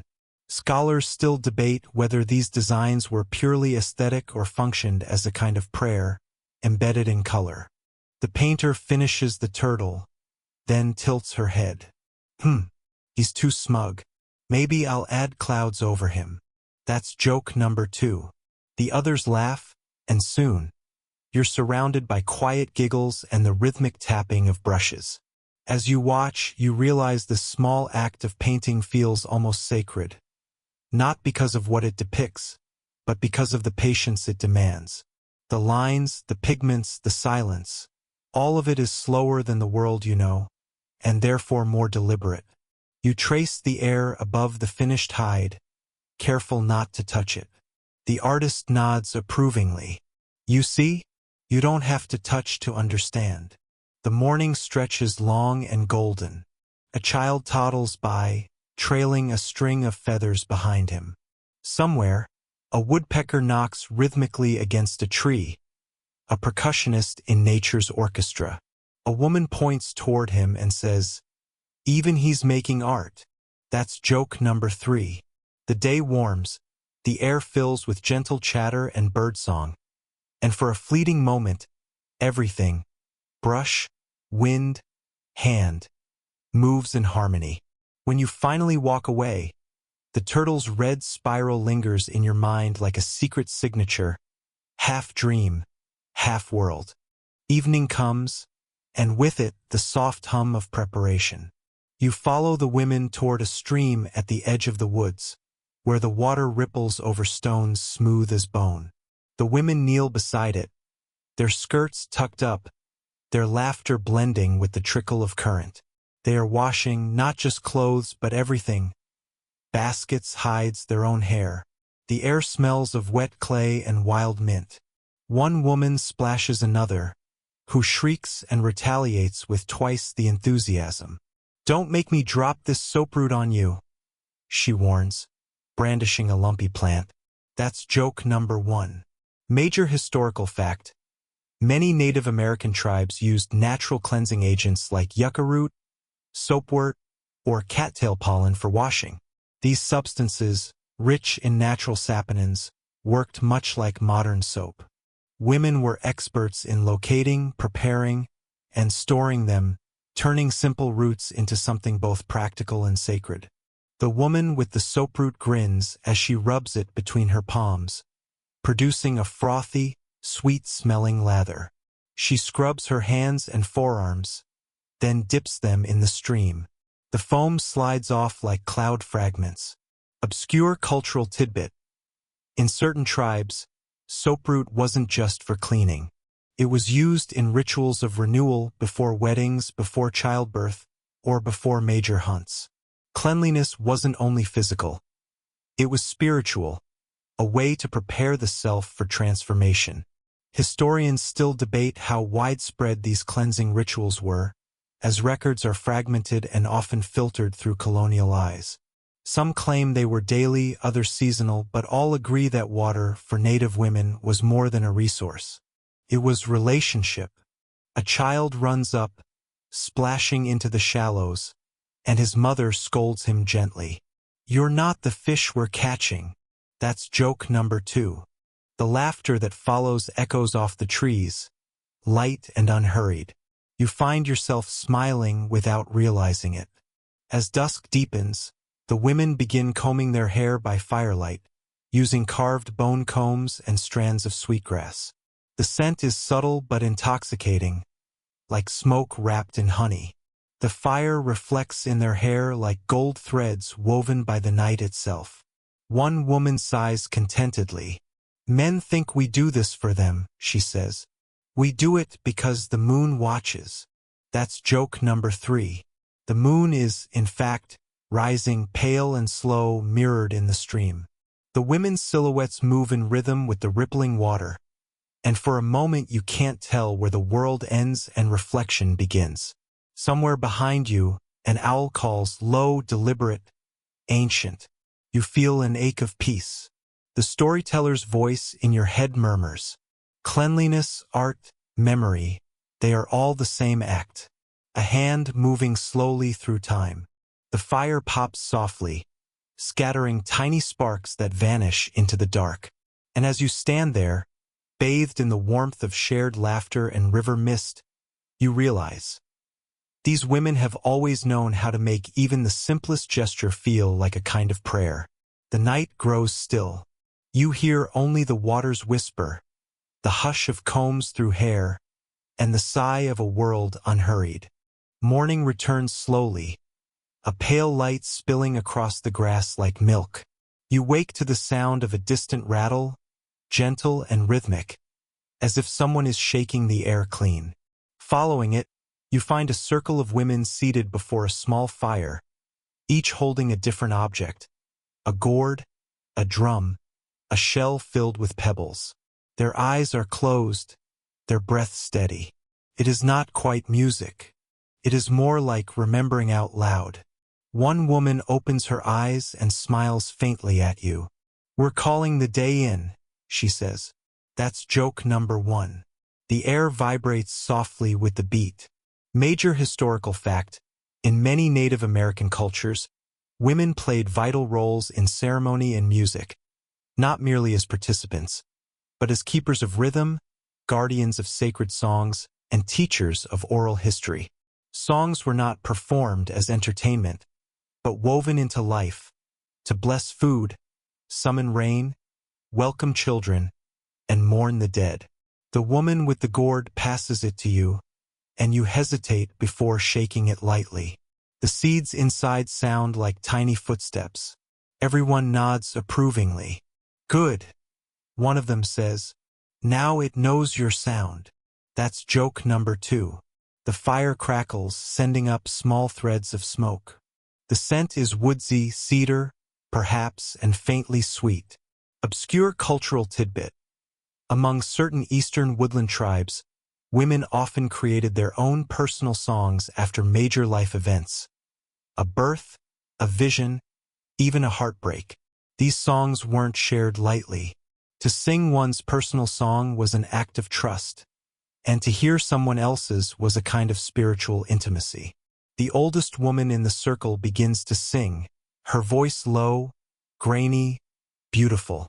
The song has no clear melody, no modern logic, but it carries something older than music, a pulse of belonging.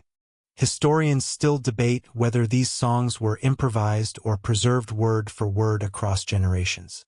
Some fragments recorded in the 18th century match songs still sung today, nearly unchanged. The song fades with the morning wind.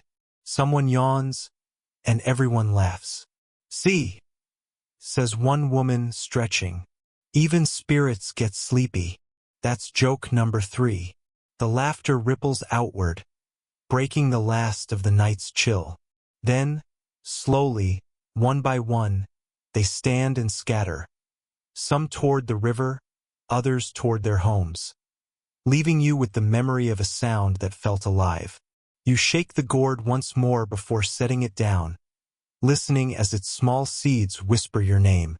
Later that afternoon, you find yourself walking along a trail that winds through a meadow of tall grass. The air hums with insects, the sun sits low and fat in the sky, and from somewhere ahead comes the faint sound of conversation and laughter. You follow it until you reach a group of women sitting beneath a birch tree, busy with what looks like a pile of reeds. They're weaving baskets, deftly, elegantly, like fingers playing instruments. The reeds bend, fold, and lock together with a quiet rhythm. One woman looks up and grins. "If you're going to watch, you might as well help." That's joke number 1. You sit beside her, and she hands you a thin reed, demonstrating how to tuck one strand beneath another. You try, and it immediately snaps. She chuckles softly. "You'll get there," she says. Major historical fact: basketry was one of the most intricate and essential crafts among Native American women, developed over thousands of years. Different regions had distinct weaving patterns, coiled, twined, plaited, each suited to specific materials and purposes. Some baskets were waterproof, used to carry water or cook food with hot stones. Others served purely ceremonial purposes, adorned with symbolic motifs. The women talk as they work, about harvests, about dreams, about whose husband snores loudest. Their humor flows easily, as though the baskets themselves invite it. "Careful," says one. "If you weave it too tight, it'll hold your worries instead of your corn." That's joke number 2. You laugh, though your next reed breaks again. The older woman beside you adjusts your hand. "Don't force it," she murmurs. "Everything bends if you're patient." The baskets begin to take shape, spiraling, curving, alive. Sunlight filters through the reeds, painting golden stripes across the women's hands. Obscure cultural tidbit. Some southwestern tribes once placed small offerings, bits of shell, cornmeal, or feathers, between the first few coils of a new basket. It was a quiet way of blessing the basket's future purpose. Archaeologists still occasionally find such offerings, perfectly preserved inside centuries-old weaves. The woman beside you hums softly while she works. It's the same melody you heard from the singers that morning. The repetition feels comforting, as if the entire day has been stitched together by invisible thread. When your first basket is finally done, lopsided and wobbling like a drunken turtle, the women cheer. One examines it carefully. "Perfect," she declares, "for carrying air." That's joke number 3. You grin. The meadow sways. Somewhere nearby, a red-winged blackbird lets out a single, sharp note. The sound of approval, maybe. The women finish their baskets, stacking them neatly like sunlit shells. You stand to leave, and one calls out, "Don't forget." Weaving's just another way of remembering. The wind picks up as you walk back toward the village. The grass waves around you like the fringe of an ancient shawl. And in your hand, your wobbly basket hums quietly. Not empty, but full of something invisible, patient, and entirely alive. You wake to the steady rhythm of rain. Not a storm, not yet. Just a patient drizzle that softens the world into watercolor. The village looks quieter in the wet. The smoke from cooking fires hangs low, curling around rooftops like lazy ghosts. You step out, pulling a shawl around your shoulders, and the first cool drops kiss your face. A few women are already at work near the longhouse, their movements slow, deliberate, like they've done this 1,000 mornings before. One of them stirs a pot over the fire, the smell of corn and herbs rising in a warm, earthy cloud. Another tends to a line of drying hides, scraping softly with a bone tool. The sound is delicate, a whisper of survival. Someone offers you a small clay cup. Inside is something steaming, grassy, and faintly bitter. You take a sip. Tastes like roots and rain. That, she says proudly, is medicine for people who forget to rest. That's joke number 1. Major historical fact. Native American women often served as herbalists and healers within their communities, trained not through books, but through generations of observation, intuition, and memory. They knew which bark eased fever, which root soothed childbirth, which leaf could coax back appetite after grief. These were not witches or midwives in the European sense, but respected physicians of balance, keepers of relationships between body, spirit, and land. You follow one woman into a small shelter stacked high with bundles of dried plants. She touches each one with a kind of reverence. Every plant knows a story, she says. You just have to listen before you pick it. Obscure cultural tidbit. Among some tribes, it was believed that herbs worked best if gathered with spoken permission, a quiet prayer, or even a gentle joke to the plant itself. You have to keep it in a good mood, one old saying went. She grins, tapping your cup. That one's been in a bad mood all week, so I sweetened it with honey. That's joke number 2. Rain thickens outside. The scent of wet soil seeps into everything. You watch as she crumbles a dry leaf into a bowl, mixes it with hot water, and hums a melody under her breath. Not quite a song, not quite silence. Historians still debate whether these melodies were purely spiritual or had mnemonic purposes, tools to remember long sequences of medicinal formulas. Either way, you sense that the hum carries more healing power than the herbs themselves. When you step back outside, the sky has turned silver. The rain softens to mist. The healer waves her hand dismissively.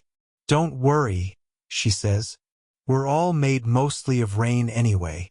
That's joke number 3. And for a moment, standing there soaked to the bone, you almost believe her. By evening, the rain has passed. The air feels freshly washed, crisp, clean, almost edible. A few women gather near the edge of the village, where the earth dips down into a wide clearing. They're setting up a small fire, arranging stones, and talking in voices that carry softly in the damp air. You join them, unsure what's about to happen. One of them holds a shallow clay bowl filled with ash and fragrant leaves. Another carries a small carved stick, its end glowing faintly. They look up and smile. We're telling the fire stories tonight, one says. It listens better after rain. That's joke number 1. They light the bowl, and smoke spirals upward, pale and twisting. The scent is intoxicating, sage, cedar, something sharp and ancient. It wraps around you, filling your lungs with warmth. Major historical fact. Among many Native American tribes, women were often central to storytelling traditions. While men might recount great battles or hunts, women told the quieter tales, those of birth, loss, creation, and the hidden lessons in ordinary days. These weren't bedtime stories. They were frameworks for memory, teaching ethics, humor, and belonging through parable and metaphor. One woman gestures for silence.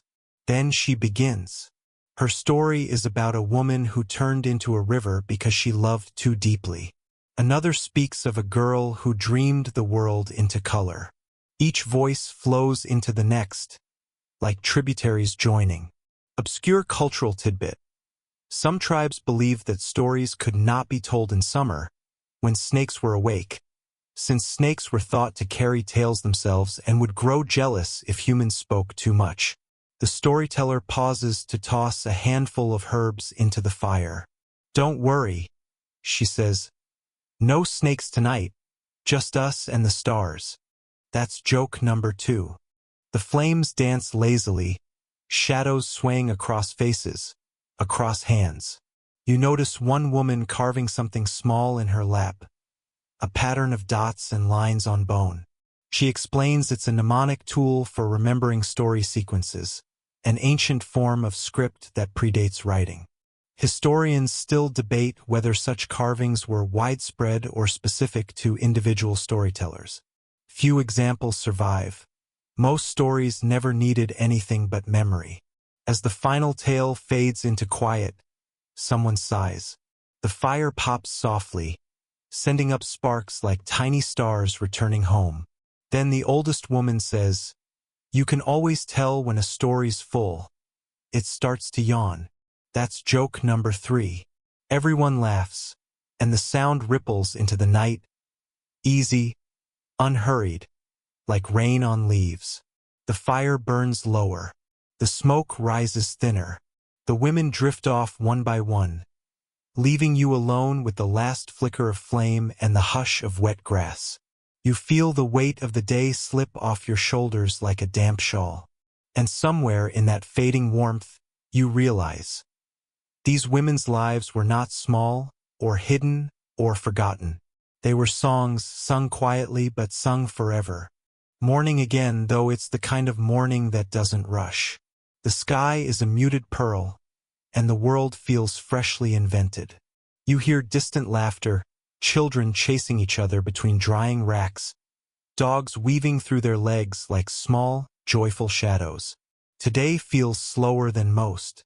The women are mending, grinding, weaving, each gesture measured, unhurried, as if the day itself might unravel if tugged too quickly. You sit near a loom where 2 women work side by side, threads stretched like sunbeams between wooden poles. Their hands move rhythmically, over, under, tighten, release. Major historical fact. In many tribes, weaving and textile work were women's domains, but not just as craft. In certain cultures, patterns carried deep spiritual meaning. The Navajo, for instance, believed each rug was a story, a universe bound in wool. Patterns symbolized balance, harmony, and sacred geometry. No 2 were ever alike because no 2 lives ever were. One woman glances up and says, "A rug isn't finished until it makes one mistake." You raise an eyebrow. She smiles. Perfection belongs to the spirits, not us. That's joke number 1. The rhythm of weaving fills the air like a heartbeat. The threads hum softly when pulled tight, as if singing their way into form. You think of all the invisible labor in history, the hands that spun, wove, carried, stitched, and how often they've gone unnamed. Obscure cultural tidbit. Some Hopi weavers left a small opening in the pattern, a spirit line, to allow the soul of the artist to escape the design. Without it, they believed the maker might become trapped inside her own creation. You wonder idly if your own life has any spirit lines, any small imperfection that lets you breathe through all the expectations woven around you. A girl brings a bundle of dyed wool, her fingers stained blue and crimson. "I used berries for this one," she says proudly, "and ash for that." She points to a soft gray thread. "It's like weaving rain clouds." The older weaver chuckles. "Careful. We have enough of those lately." That's joke number 2. The The sun edges out from behind the clouds, briefly turning every strand of thread into molten gold. You can almost feel time slow further, as though even the air wants to linger. Historians still debate whether specific color choices carried clan identities or were purely aesthetic. Some argue the weavers chose hues based on dreams. Others say the colors simply reflected what the earth offered that season. You decide the debate doesn't matter. The women's work itself is proof of memory made tangible, of meaning caught and preserved in texture. By midday, the loom stands half full, the pattern blooming like a soft secret. The women stretch their hands, crack their knuckles, and laugh. "We'll finish tomorrow," one says. "Or the day after. The sky isn't going anywhere." That's joke number 3. And you smile, realizing that in this place, time doesn't rush forward. It expands outward, like thread unspooling toward eternity. The last evening drifts in quietly, like a sigh at the end of a long conversation. The air carries the faint sweetness of drying corn and cedar smoke. The sun sets behind the forest in slow, syrupy layers of gold and violet. Women gather once more by the central fire, their faces lit from below, their eyes reflective and soft. The day's work is done. Baskets stacked, hides cured, herbs bundled, stories told. A kind of peace hangs over everything, as fragile and complete as dew. You sit among them, feeling the warmth seep into your bones. One of the elders glances at you and says, "You've been watching us a long time. Maybe it's your turn to speak." You laugh nervously. "What would I even say?" She shrugs. "Anything true." That's joke number 1. The others nod in agreement, not pressing, just waiting. The silence between you stretches comfortably, like well-worn cloth. So you start. You talk about the sound of rain, the taste of smoke, the soft rhythm of the loom. You mention how every face here seems to hold both past and present, how even laughter feels old and new at once. The women smile and one of them hums softly. A lullaby, you think, though the words are older than translation. Major historical fact: oral history among Native American tribes was not just storytelling but record-keeping, a living archive. Women often carried the genealogies, songs, and moral lessons of their people. What Western historians later called myth was, for them, a library, spoken, sung, and remembered. Obscure cultural tidbit. Some tribes believed that forgetting a story meant losing part of the world, that memory itself was a sacred act of creation. The elder nods toward the fire. "That's why we speak, so the world keeps breathing." Historians still debate how much of women's oral tradition was lost through colonization, or how many fragments survive in adapted rituals today. But here, in this gentle circle, it doesn't feel lost at all. It feels alive, flickering, patient, eternal. The fire crackles. Someone passes a wooden bowl of something sweet, maybe roasted corn mash, maybe honeyed nuts. You take a bite. The flavor is faint and warm, like childhood you never had. A younger woman laughs. "You'll dream well tonight," she says. "Or not at all." That's joke number 2. The stars begin to bloom above you. Thousands, millions, reflected faintly in the sheen of every sleeping face. You realize this, all of it, isn't history frozen on a museum label. It's continuity. It's tenderness surviving through centuries of interruption. It's memory as rebellion, woven through generations of breath and song. The elder looks up at the sky. "Every woman is a constellation," she murmurs. "Even the forgotten ones still shine." That's joke number 3, though it sounds too beautiful to be funny. And now, as the last embers fade, you feel your eyelids grow heavy. The air hums softly. Night insects, a far-off owl, the whisper of leaves trading secrets. The women's laughter has turned to murmurs, then to silence. Even the fire seems to breathe slower. The world shrinks to warmth and shadow. You can almost hear the pulse of the earth beneath you. Steady, old, endlessly forgiving. Imagine the stars still burning overhead. The same stars these women once mapped their seasons by. The same light falling across their woven blankets, their songs, their hands.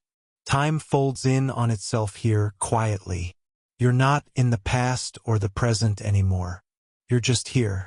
Every small sound becomes gentle, the rustle of grass, the sigh of wood settling in the hearth. Even your own breath feels like part of something older.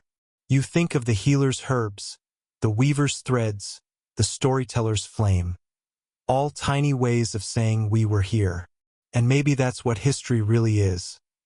Not names in books, but warmth passed from hand to hand, from story to story. The fire dims. Your mind drifts. You hear one last voice, soft as ash. Rest now. Tomorrow the world will still be listening. The night exhales. The stars close their eyes. And you finally gently follow.